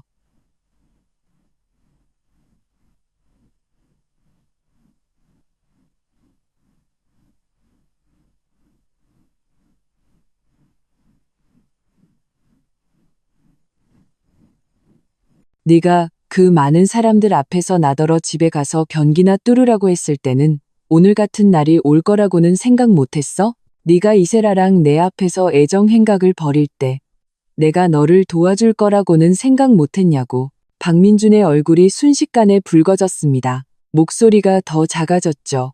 그때는 내가 미쳤었나 봐. 내가 잘못했어. 은하야, 제발 한 번만 용서해줘. 딱 한 번만 용서하라고? 서은아의 목소리가 차가워졌습니다. 박민준, 너랑 내 아버지가 예전에 나한테 어떻게 했는지 내가 제일 잘 알잖아. 너희는 나를 이용해서 서씨 집안과 협력하려고 했고 나를 너희가 상류층으로 올라가는 발판으로 삼으려고 했어. 이제 협력도 물 건너가고 회사가 망하게 생기니까 이제 와서 나한테 애원하는 거야? 너무 늦었어. 이 모든 건 너희가 자초한 일이야. 나는 너를 도와주지 않을 거야. 우리 아버지랑 오빠도 마찬가지고. 그 말을 끝으로 서은아는 바로 전화를 끊었습니다. 박민주는 휴대폰을 쥔 채 수화기에서 뚜뚜 하는 소리만 듣고 있었습니다. 그는 서씨 집안 본가 앞에 서서 굳게 닫힌 대문을 바라보며 갑자기 온몸에 힘이 빠지는 것을 느꼈습니다. 경호원은 그가 그 자리에 서 있는 것을 보고 그를 밀치며 말했습니다. 선생님, 여기 오래 계시면 안 됩니다. 빨리 떠나주십시오. 박민주는 비틀거리며 몇 걸음 뒤로 물러섰습니다. 경호원의 냉담한 눈빛을 보고 전화기 너머 아버지의 고함을 떠올리자 마침내 땅에 주저앉아 머리를 감싸고 울기 시작했습니다. 그는 이번에는 정말 끝이라는 것을 알았습니다. 그는 서은아를 잃었고 박씨 집안의 모든 것도 잃었습니다. 박민주는 서씨 집안 본가 앞에서 한참을 울었습니다. 날이 저물고 늦가을의 차가운 바람이 뼈를 애는 듯 불어와 온몸을 떨게 만들 때까지요. 그는 천천히 일어섰습니다. 택시는 이미 떠났고 몸에는 돈도 거의 없었습니다. 택시를 타고 돌아갈 돈도 없었죠. 그는 길가를 따라 천천히 걸었습니다. 목적지도 없이 걸었죠. 머릿속에는 아버지의 분노에 찬 고함과 회사가 파산 직전이라는 소식만이 맴돌았습니다. 그는 박씨 집안이 정말 망하면 그는 모두가 부러워하던 박상무에서 아무것도 없는 빈털터리가 될 것이라는 것을 알고 있었습니다. 예전에 그를 둘러싸고 있던 사람들은 분명 그를 비웃고 짓밟을 것이었습니다. 그런 생각을 하니 가슴이 답답해졌습니다. 발걸음은 저도 모르게 다시 서씨 집안 본가로 향했죠.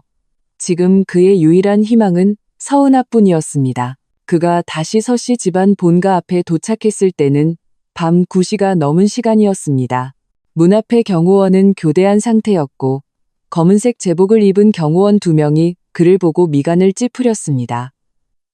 선생님, 아직도 안 가셨습니까? 저희가 말씀드렸지 않습니까? 예약 없이는 들어갈 수 없다고. 박민주는 아무 말도 하지 않고 문 앞 계단에 바로 무릎을 꿇었습니다. 대리석 계단은 얼음장처럼 차가웠고 얇은 바지를 통해 무릎에 냉기가 전해져와 몸서리를 쳤습니다. 하지만 그는 이를 악물고 일어나지 않았죠. 선생님, 이게 무슨 짓입니까? 경호원이 황급히 다가와 그를 일으키려 했습니다. 빨리 일어나십시오. 이러시면 곤란합니다. 안 일어나. 박민주는 경호원의 손을 거칠게 뿌리쳤습니다. 목소리는 쉬어 있었죠. 나는 서은아를 기다릴 거야. 나는 걔한테 사과해야 해. 걔가 나를 용서하고 박씨 집안을 도와주기만 한다면 나는 여기서 계속 무릎 꿇고 있을 거야. 경호원은 어쩔 수 없이 저택 안으로 전화를 걸어 문 앞의 상황을 보고했습니다. 얼마 지나지 않아 김 비서가 안에서 나왔습니다. 그는 무릎 꿇고 있는 박민준을 보고 미간을 찌푸렸죠. 박민준 씨, 서은아 아가씨께서 보고 싶지 않다고 하셨습니다. 그냥 돌아가시는 게 좋을 겁니다. 안 가. 박민준은 고개를 들었습니다. 눈은 붉게 충혈되어 있었고 핏발이 서 있었습니다. 나는 은하가 안에 있는 거 알아. 나는 걔를 만나야 해. 걔가 나와서 나를 만나주기만 한다면 나는 얼마든지 무릎 꿇고 있을 거야. 김 비서는 어쩔 수 없이 고개를 저으며 더는 그를 설득하지 않았습니다. 서은아 아가씨께서 이미 지시하셨기 때문이죠. 박민준이 무슨 짓을 하든 신경 쓰지 말라고. 그가 스스로 깨닫고 돌아갈 때까지 내버려 두라고. 김 비서는 돌아서서 저택으로 돌아갔고 박민준 혼자 차가운 계단 위에 무릎 꿇고 남았습니다. 밤바람은 점점 거세져 박민준의 머리카락을 흩날렸습니다. 그의 무릎은 이미 감각을 잃을 정도로 얼어붙었고 입술도 보라색으로 변했습니다. 하지만 그는 여전히 일어나지 않았죠. 그는 때때로 저택 대문을 향해 외쳤습니다. 은하야, 내가 잘못했어. 제발 나와서 나 좀 만나줘. 내가 정말 잘못했다고. 그의 목소리는 조용한 밤에 유난히 크게 울렸습니다. 가끔 지나가는 차량의 운전자들은 속도를 줄이고 호기심 어린 눈으로 이쪽을 쳐다보다가 고개를 저으며 차를 몰고 갔습니다. 아무도 그를 동정하지 않았죠. 오직 뒤에서 작게 수근거리는 소리만 들려왔습니다. 저거 박씨 집안 아들 아니야? 왜 저기서 무릎 꿇고 있어? 서씨 집안 눈 밖에 나서 박씨 집안이 망하게 생겼다고 하던데 용서 빌러왔나 보네. 자업자득이지. 예전에는 그렇게 기세등등하더니 그 말들이 박민준의 귀에 들려왔습니다. 그는 얼굴이 화끈거리는 것을 느꼈죠. 하지만 반박할 용기도 없었습니다. 그저 고개를 더 깊이 숙이고 계속해서 서은아의 이름을 부를 뿐이었습니다. 그렇게 그는 밤새도록 무릎을 꿇었습니다. 다음 날 아침, 동이 트고 얇은 서리가 내렸습니다. 박민준의 머리카락과 눈썹에도 하얀 서리가 맺혀 있었고 온몸을 덜덜 떨고 있었죠. 입술은 바짝 말라 말할 힘도 거의 없었습니다. 하지만 그는 여전히 일어나지 않았습니다. 문 앞에 경호원은 그의 그 모습을 보고 안쓰러웠는지 따뜻한 물 한 병을 건네주었습니다. 선생님, 이 물이라도 좀 마시고 몸 좀 녹이세요. 계속 이렇게 무릎 꿇고 있어도 서 아가씨는 만나주지 않을 겁니다. 박민주는 따뜻한 물을 받았습니다. 두 손이 심하게 떨려 물이 꽤 많이 흘러내렸죠. 그는 몇 모금 마시고 몸이 조금 따뜻해지는 것을 느꼈습니다. 하지만 무릎은 여전히 쑤시는 듯 아팠습니다. 그는 경호원에게 고맙다고 말하고 다시 무릎을 꿇었습니다. 다만 서은아를 부르는 목소리는 점점 약해졌죠. 시간은 조금씩 흘러 아침에서 점심으로 그리고 오후로 넘어갔습니다. 박민주는 문 앞에서 이틀 밤낮을 무릎 꿇고 있었습니다. 그는 아무것도 먹지 않고 오직 경호원이 준 물 몇 병만 마셨죠. 온몸이 야위었고 얼굴은 잿빛이었고 눈은 푹 꺼져 있었습니다. 그 모습은 몹시 처량했죠. 바로 그때 저택의 대문이 갑자기 열렸습니다. 박민주는 정신이 번쩍 들어 힘겹게 일어나려 했습니다. 하지만 그의 무릎은 이미 굳어버렸죠. 힘을 주자마자 통증에 신음하며 다시 계단에 주저앉았습니다. 그는 고개를 들어보니 서은아가 베이지색 트렌치코트를 입고 안에서 걸어 나오고 있었습니다. 뒤에는 김비서가 따라오고 있었죠. 은하야. 박민주는 쉰 목소리로 외치며 손을 뻗어 그녀의 옷자락을 잡으려 했습니다. 내가 잘못했어. 내가 이틀 밤낮을 무릎 꿇고 있었어. 제발 나를 용서해줘.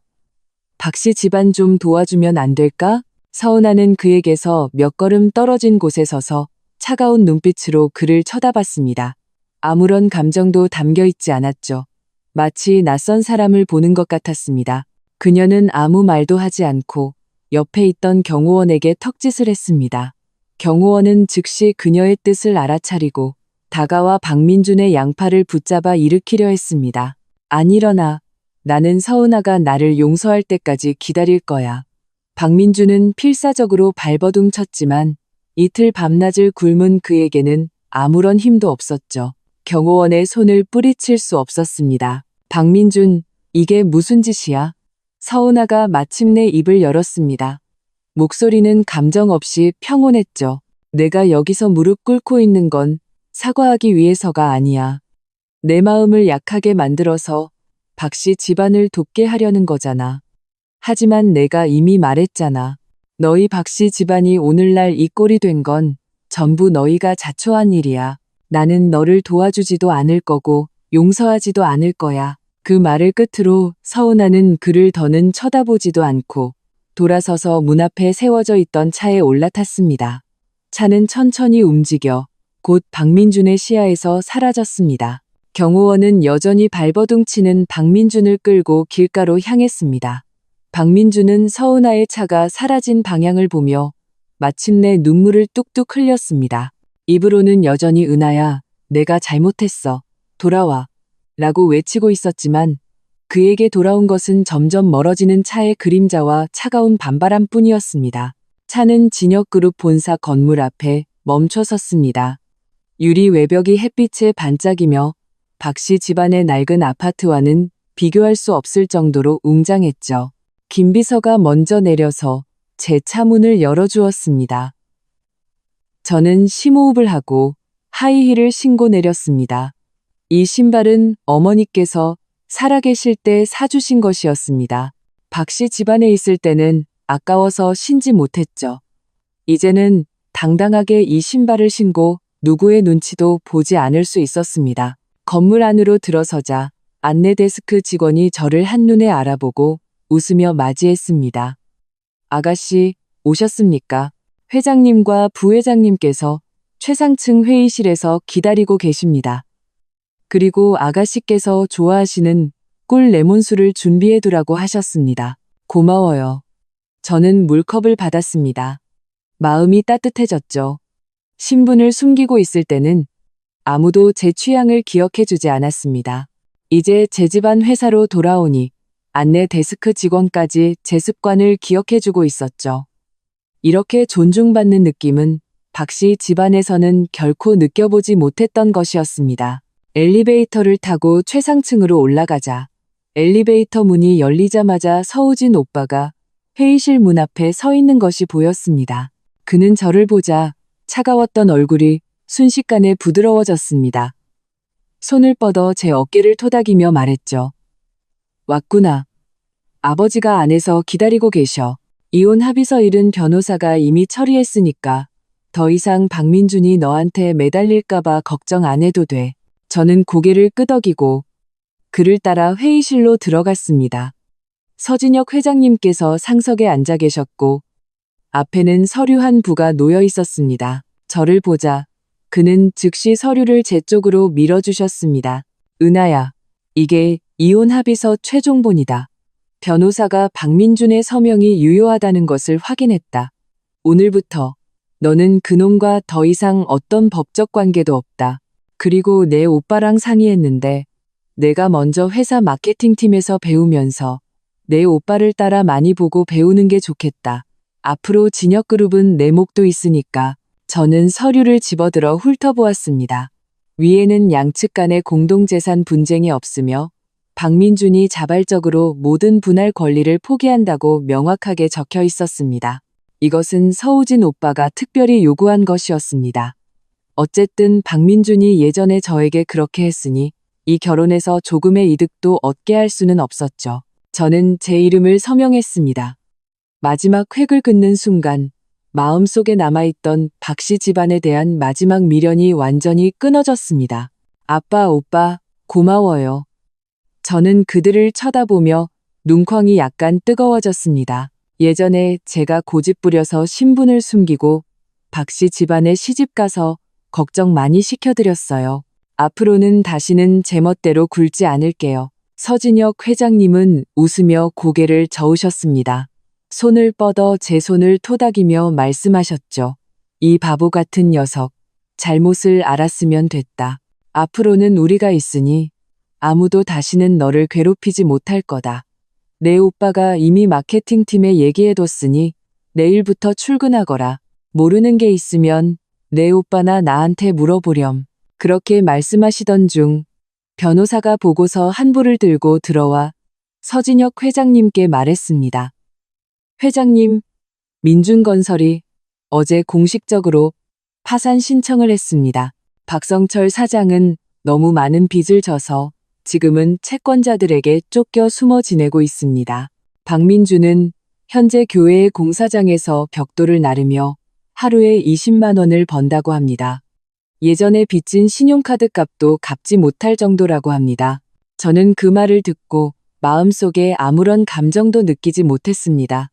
오직 마침내 모든 것이 끝났다는 안도감만 들었죠.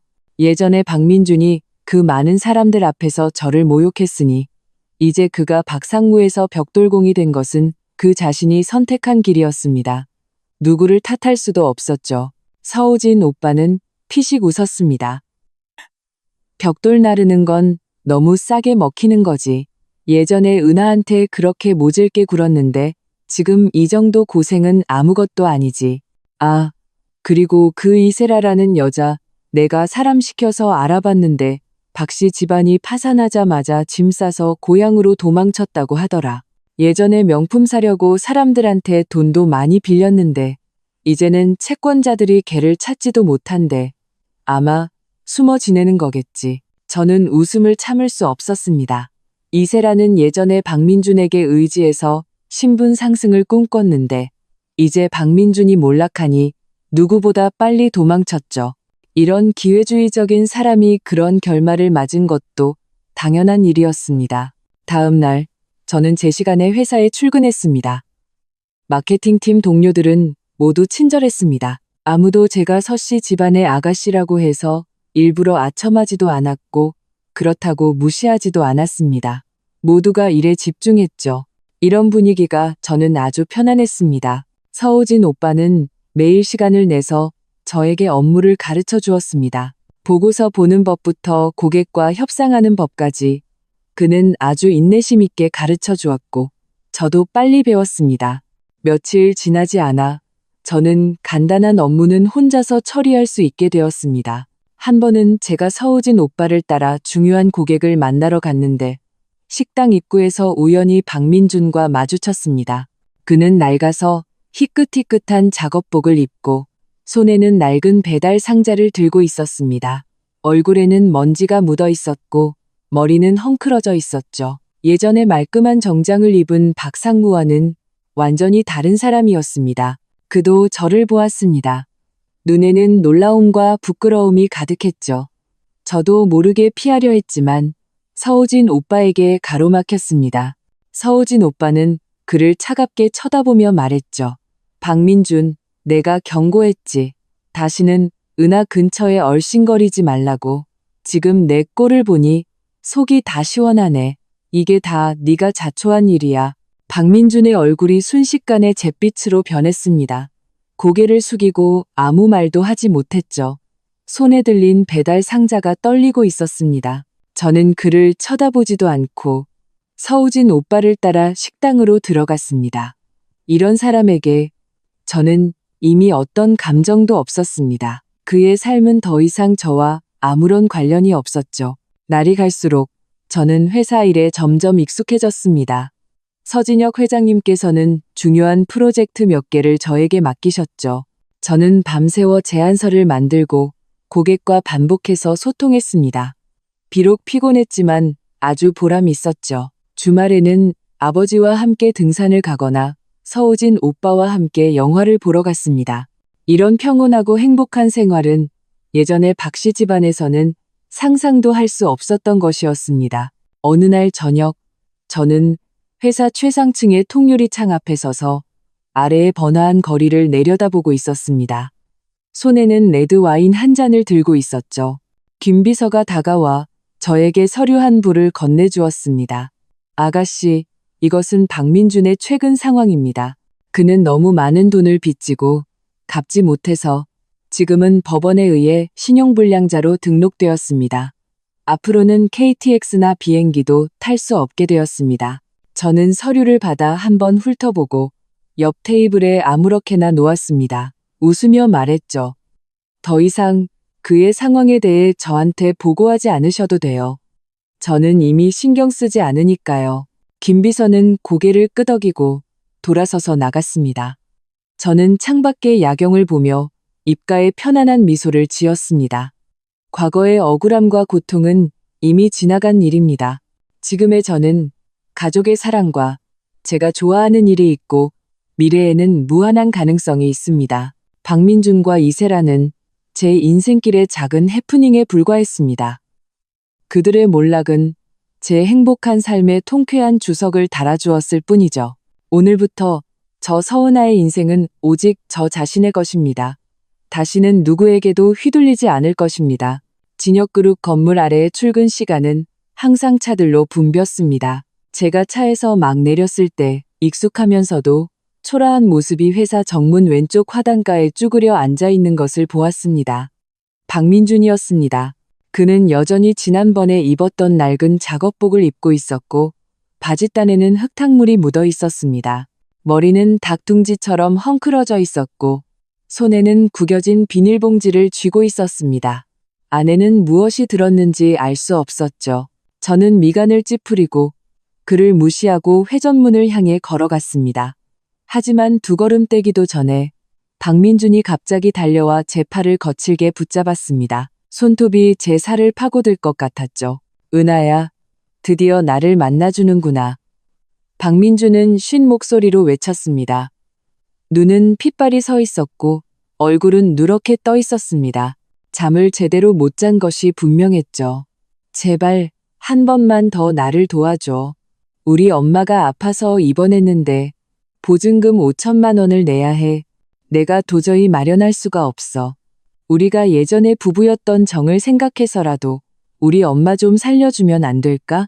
주변을 지나가던 동료들이 걸음을 멈추고 호기심 어린 눈으로 이쪽을 쳐다봤습니다. 어떤 이는 휴대폰을 꺼내 몰래 사진을 찍기도 했죠. 저는 그의 손을 뿌리치려 했지만 그가 너무 꽉 잡고 있어서 차가운 얼굴로 말할 수밖에 없었습니다. 박민준, 이거 놔. 우리 이미 이혼했어. 내 엄마 일은 나랑 상관없어. 왜 상관이 없어? 박민준이 갑자기 목소리를 높였습니다. 마치 모든 사람이 듣게 하려는 듯이요. 예전에 네가 서씨 집안한테 자금 빼라고 하지만 않았어도 우리 박씨 집안은 파산하지 않았을 거야. 우리 엄마도 화병으로 쓰러지지 않았을 거라고. 너는 지금 이렇게 잘 살면서 큰 저택에 살고 고급차를 몰면서 5천만 원 내는 게 너한테는 껌값도 안 되잖아. 어떻게 이렇게 모질 수 있어? 그의 말은 순식간에 모든 비난의 화살을 제게 돌렸습니다. 옆에 있던 몇몇 사정을 모르는 행인들이 작게 수군거리기 시작했습니다. 어머, 저 여자가 자기 집안 시켜서 전 남편 집안 망하게 한 거구나. 이혼했어도 전 시어머니가 아프다는데 도와주지도 않다니 너무 냉혈한 거 아니야? 저는 화가 나서 가슴이 답답했지만 골렁증해졌습니다. 박민준 같은 사람과 말싸움해봤자 소용없었습니다. 실제 행동으로 그의 얼굴을 때려줘야 했죠. 저는 휴대폰을 꺼내 바로 보안팀에 전화를 걸었습니다. 장 팀장님, 즉시 회사 정문으로 2명 보내주세요. 어떤 사람이 저를 괴롭히고 악의적으로 헛소문을 퍼뜨리고 있어요. 그리고 법무팀 왕 변호사님도 내려오시라고 해주세요. 경찰에 신고할 겁니다. 박민준은 경찰이라는 2글자를 듣고 얼굴이 순식간에 변했습니다. 제 팔을 잡고 있던 손도 힘이 풀렸죠. 은하야, 경찰에 신고하지 마. 나는 그냥 너한테 도움을 청하러 온 거야. 너를 괴롭힌 게 아니라고. 괴롭힌 게 아니라고? 저는 냉소를 지으며 그의 손을 쳐다봤습니다. 2걸음 뒤로 물러나 거리를 두었죠. 네가 회사 정문에서 나를 막고 내 팔을 붙잡고 놔주지 않으면서 거짓말로 나를 모함했잖아. 이게 괴롭힘이 아니면 뭐야? 박민준, 네가 도덕적으로 나를 비난하면 내가 마음 약해질 거라고 생각했어? 예전에 네가 나한테 어떻게 했는지 잊었어? 그때 보안팀 직원 2명과 왕 변호사님이 빠른 걸음으로 다가왔습니다. 왕 변호사님은 손에 서류 한 부를 들고 박민준 앞으로 걸어가 차갑게 말했습니다. 박민준 씨, 저는 서은아 아가씨의 변호사입니다. 경범죄처벌법에 따라 당신의 현재 행위는 스토킹에 해당하며 서 아가씨는 경찰에 신고할 권리가 있습니다. 그리고 이 서류는 당신이 예전에 파티에 서서 아가씨를 모욕한 영상과 녹취록, 그리고 당신의 혼외정사 증거입니다. 만약 당신이 또 서 아가씨에게 매달린다면 우리는 경찰에 신고할 뿐만 아니라 당신을 명예훼손으로 고소할 것입니다. 박민준은 왕 변호사님 손에 들린 서류를 보고 주변에 점점 더 많아지는 사람들과 그를 향해 사진을 찍는 사람들을 보고는 얼굴에서 핏기가 완전히 사라졌습니다. 그는 한 걸음 뒤로 물러서며 목소리가 떨리기 시작했습니다. 저는 그냥 물어보러 온 겁니다. 다른 뜻은 없었어요. 다른 뜻이 없었으면 당장 가. 보안팀 직원이 한 걸음 앞으로 나와 날카로운 눈빛으로 그를 쏘아봤습니다. 만약 또 회사 근처에서 당신을 보게 되면 바로 경찰서로 보낼 겁니다. 박민준은 입술을 깨물고 저를 한번 쳐다봤습니다. 눈에는 불만이 가득했죠. 하지만 결국 아무 말도 하지 못하고 돌아서서 잿빛 얼굴로 도망쳤습니다. 주변 행인들은 더 볼거리가 없자 흩어졌습니다. 아까 저를 비난하던 몇 사람은 일부러 다가와 저에게 사과했습니다. 서 아가씨, 죄송합니다. 아까는 사정을 몰라서 오해했습니다. 저는 웃으며 말했습니다. 괜찮아요.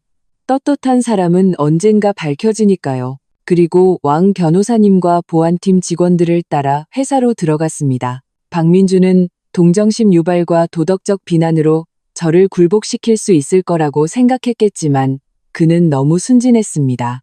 지금의 저는 더 이상 마음대로 휘두를 수 있는 만만한 사람이 아니었으니까요.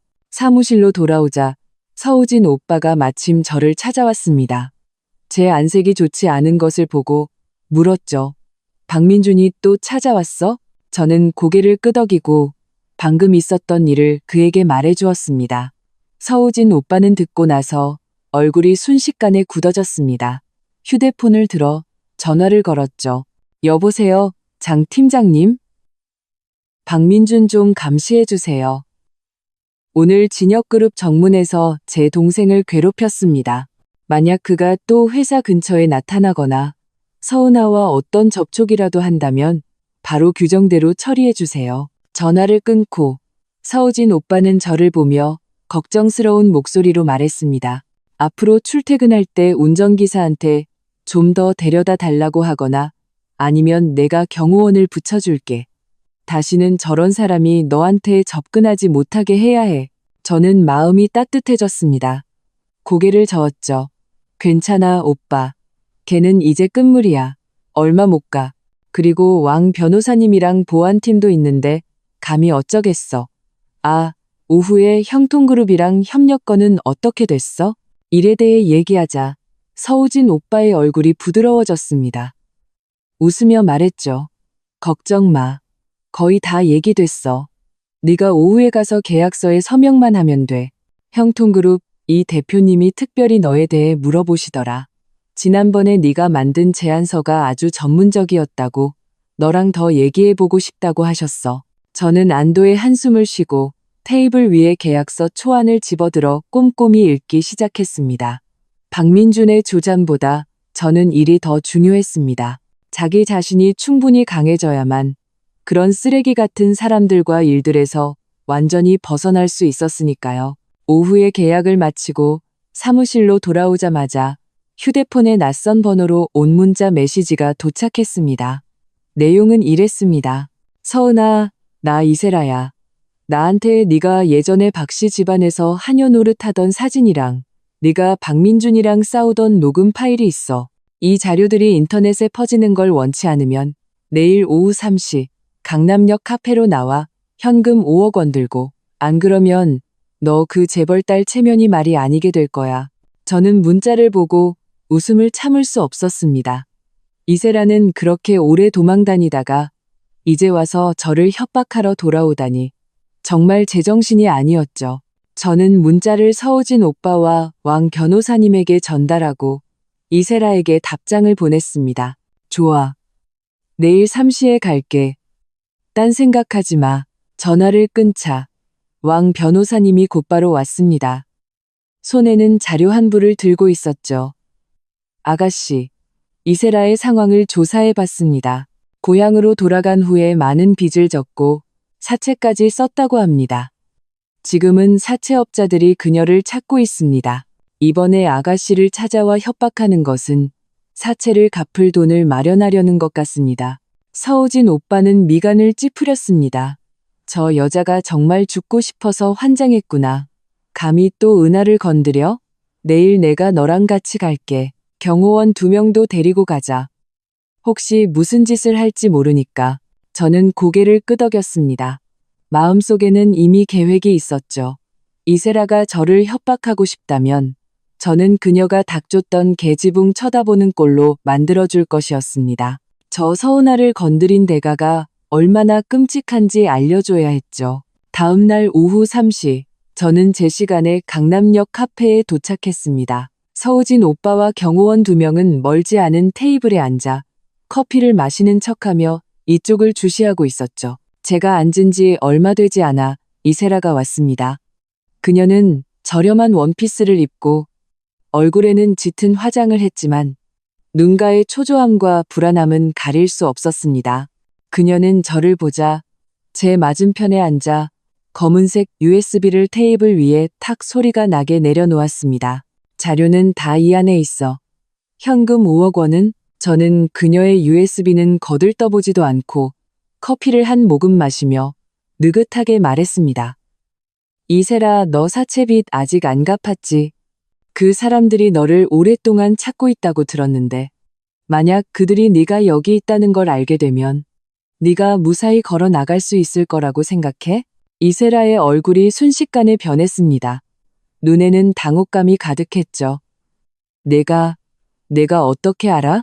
내가 알고 싶으면 당연히 알아낼 수 있지. 저는 커피잔을 내려놓고 눈빛이 차가워졌습니다. 네가 그깟 사진이랑 녹음 파일로 나를 협박할 수 있을 거라고 생각했어? 네가 박씨 집안에서 내가 집안이라는 사진을 찍은 건 오히려 너랑 박민준이 예전에 나를 어떻게 괴롭혔는지 증명하는 증거가 될 거야. 내가 박민준이랑 싸우던 녹음 파일은 그의 혼외정사와 너한테는 온갖 아양을 떨고 나한테는 온갖 모욕을 했던 증거가 되겠지. 이 자료들이 인터넷에 퍼지면 창피한 건 내가 아니라 너랑 박민준이야. 이세라의 손이 떨리기 시작했습니다. 그녀는 테이블 위에 USB를 집어들려 했지만 제가 그녀보다 한 발 빨랐습니다. 저는 그녀의 손목을 꽉 잡았죠. 어디 가려고? 나한테 5억 원을 협박했는데 이 계산은 아직 안 끝났잖아. 아니야. 그냥 농담한 거야. 이세라는 급해서 눈물이 터져 나올 것 같았습니다. 필사적으로 제 손을 뿌리치려 했죠. 서은아, 내가 잘못했어. 다시는 안 그럴게. 제발 나 좀 보내줘. 바로 그때 카페 문이 열리고 갑자기 키가 큰 남자 몇 명이 들어왔습니다. 선두에 선 남자는 이세라를 보자마자 눈이 빛났습니다. 이세라, 드디어 찾았네. 내가 우리한테 빚진 사채 3억 원은 언제 갚을 거야? 오늘 안 갚으면 우리랑 같이 가야 할 거야. 이세라는 겁에 질려 얼굴이 새하얘졌습니다. 도망치려 했지만 그 남자들은 이미 달려와 그녀의 팔을 붙잡았습니다. 이세라는 비명을 지르며 저를 쳐다봤습니다. 서은아, 나 좀 살려줘. 내가 잘못했어. 다시는 너한테 협박 안 할게. 저는 그녀를 차갑게 쳐다보며 아무 말도 하지 않았습니다. 이것은 그녀가 스스로 선택한 길이었습니다. 누구를 탓할 수도 없었죠. 그 남자들은 이세라를 끌고 밖으로 나갔습니다. 이세라의 울부짖는 소리는 점점 멀어졌죠. 카페 안의 사람들은 호기심 어린 눈으로 이쪽을 쳐다봤지만 저는 조금의 동정심도 느끼지 못했습니다. 그때 왕 변호사님이 다가왔습니다. 손에는 서류 한 부를 들고 있었죠. 아가씨, 방금 상황은 전부 녹화했습니다. 이세라의 협박 및 공갈 증거는 명백하며 경찰에 신고할 수 있습니다. 그리고 이미 경찰에 연락해 두었습니다. 사채업자 문제도 그들이 처리할 것입니다. 저는 고개를 끄덕이고 일어섰습니다. 경찰에 신고할 필요 없어요. 사채업자들이랑 알아서 해결하게 놔두세요. 그게 걔가 받아야 할 대가니까. 카페를 나오자 서우진 오빠가 맞이하며 웃으며 말했습니다. 잘했어. 저 여자한테 조금의 틈도 주지 않았네. 앞으로 다시는 걔가 너를 귀찮게 할 일은 없을 거야. 저는 웃었습니다. 마음이 완전히 가벼워졌죠. 박민준과 이세라, 이 두 골칫거리가 드디어 모두 해결될 참이었습니다. 이세라가 사채업자들에게 끌려간 지 며칠 지나지 않아 저는 서우진 오빠에게서 한 가지 소식을 들었습니다. 박민준이 불법 대출에 가담한 혐의로 경찰에 체포되었다는 것이었죠. 그날 저녁 저는 집에서 서진혁 회장님과 식사를 하고 있었습니다. 서우진 오빠가 갑자기 돌아와 손에는 경찰 공고문을 들고 웃으며 말했습니다. 아버지, 은하야, 이것 좀 봐. 박민준이 체포됐어. 저는 공고문을 받아 자세히 읽어보았습니다. 박민준은 어머니 병원비를 마련하고 재개하기 위해 불법 대출 조직과 손을 잡고 사람들에게 대출을 알선하며 수수료를 챙겼다고 합니다. 하지만 일을 시작한 지 며칠 지나지 않아 경찰에게 일망타진되었죠. 이제는 벌금뿐만 아니라 징역형을 선고받게 되었습니다. 서진혁 회장님은 젓가락을 내려놓고 한숨을 쉬셨습니다. 이럴 줄 알았으면 진작 잘하지. 예전에 은하한테 잘했더라면 이런 꼴은 당하지 않았을 텐데. 아버지, 걔 동정하지 마세요. 서우진 오빠는 미간을 찌푸렸습니다. 걔는 자업자득이에요. 예전에 은하를 그렇게 괴롭혔는데 지금 체포된 것도 당연한 거죠. 아, 박성철 사장 소식도 있어요. 그렇게 오래 숨어 지내더니 결국 채권자들한테 잡혔대요. 지금 병원에 누워 있는데 다리가 부러졌다고 하더라고요. 아무도 신경 안 써서 이웃이 신고했대요. 저는 그 말을 듣고 마음속에 아무런 감정도 느끼지 못했습니다. 박민준과 박성철 사장이 그런 결말을 맞은 것은 모두 그들 자신이 자초한 일이었습니다. 만약 그들이 예전에 저를 모욕하지 않고 서씨 집안과의 협력을 노리지 않았더라면 집안이 망하지도 않았을 것입니다. 며칠 후, 왕 변호사님이 저에게 업무 보고를 하러 왔다가 박민준의 최근 상황을 말해주었습니다. 아가씨, 박민준이 구치소에서 아가씨께 용서를 구하고 변호사를 구해달라고 애원하고 있다고 합니다. 자기가 잘못했다고 다시는 안 그러겠다고요. 하지만 경찰은 그의 죄질이 나빠서 최소 3년은 선고받을 것이라고 명확히 밝혔습니다. 저는 웃으며 말했습니다. 신경 쓰지 마세요. 자기가 저지른 일은 자기가 책임져야죠. 앞으로 그의 소식은 더 이상 저한테 보고하지 않으셔도 돼요. 다시는 그 이름을 듣고 싶지 않으니까요. 왕 변호사님은 고개를 끄덕이고 나갔습니다. 저는 창밖의 야경을 보며 마음이 더없이 가벼워졌습니다. 예전에 저를 괴롭혔던 사람들은 모두 응당한 대가를 치렀습니다. 그리고 저는 드디어 과거의 그림자에서 완전히 벗어나 제 삶에 집중할 수 있게 되었습니다. 박민준과 이세라의 문제를 해결한 후 저는 모든 에너지를 일에 쏟았습니다. 서우진 오빠의 지도와 도움으로 저는 곧 마케팅팀의 업무에 익숙해졌고 중요한 프로젝트 몇 개를 독립적으로 책임지며 좋은 성과를 거두었습니다. 한 번은 진역그룹이 외국의 큰 회사와 협력하게 되었는데 상대방의 책임자는 아주 까다로운 외국인이었습니다. 예전에 여러 회사와 협상을 했지만 모두 실패했었죠. 서진혁 회장님은 이 임무를 저에게 맡기셨습니다. 은하야, 이 프로젝트는 너에게 도전이자 기회다. 아빠는 네가 잘 해낼 거라고 믿는다. 저는 압박감을 느꼈지만 동시에 흥분되었습니다. 이 프로젝트를 성공시키기 위해 저는 밤새워 10여 개의 제안서를 만들었고 유창한 영어를 배우기 위해 매일 거울을 보며 협상 기술을 연습했습니다. 서우진 오빠도 옆에서 제안서를 수정해주고 조언을 해주었죠. 협상 당일 저는 몸에 잘 맞는 정장을 입고 자신감 있게 회의실로 들어갔습니다. 외국 책임자의 온갖 까다로운 질문과 문제에 저는 침착하게 대답했고 상대방의 요구에 맞춰 현장에서 제안서의 몇 가지 세부 사항을 수정하기도 했습니다. 외국 책임자는 저를 보며 눈에 감탄이 가득했습니다. 마지막에 웃으며 말했죠. 서 아가씨, 당신의 전문성과 대응 능력은 아주 뛰어납니다. 당신과의 협력이 아주 기대됩니다. 제가 서명된 계약서를 들고 회사로 돌아왔을 때 서진혁 회장님과 서우진 오빠가 문 앞에서 저를 기다리고 있었습니다. 제가 돌아온 것을 보고 서진혁 회장님은 기쁘게 제 어깨를 토닥이셨습니다. 은하야, 정말 대단하다. 아빠의 기대를 저버리지 않았구나. 서우진 오빠도 웃으며 말했습니다. 내가 네가 해낼 줄 알았어. 이 프로젝트가 성공했으니 진역그룹의 해외 시장이 열릴 거야. 앞으로 네가 우리 회사의 1등 공신이야. 회사 동료들도 모두 몰려와 저에게 축하 인사를 건넸습니다. 저는 모두의 진심 어린 미소를 보며 성취감으로 가슴이 벅찼습니다. 이것은 제 노력으로 얻어낸 것이었고 그 어떤 것보다 소중했습니다.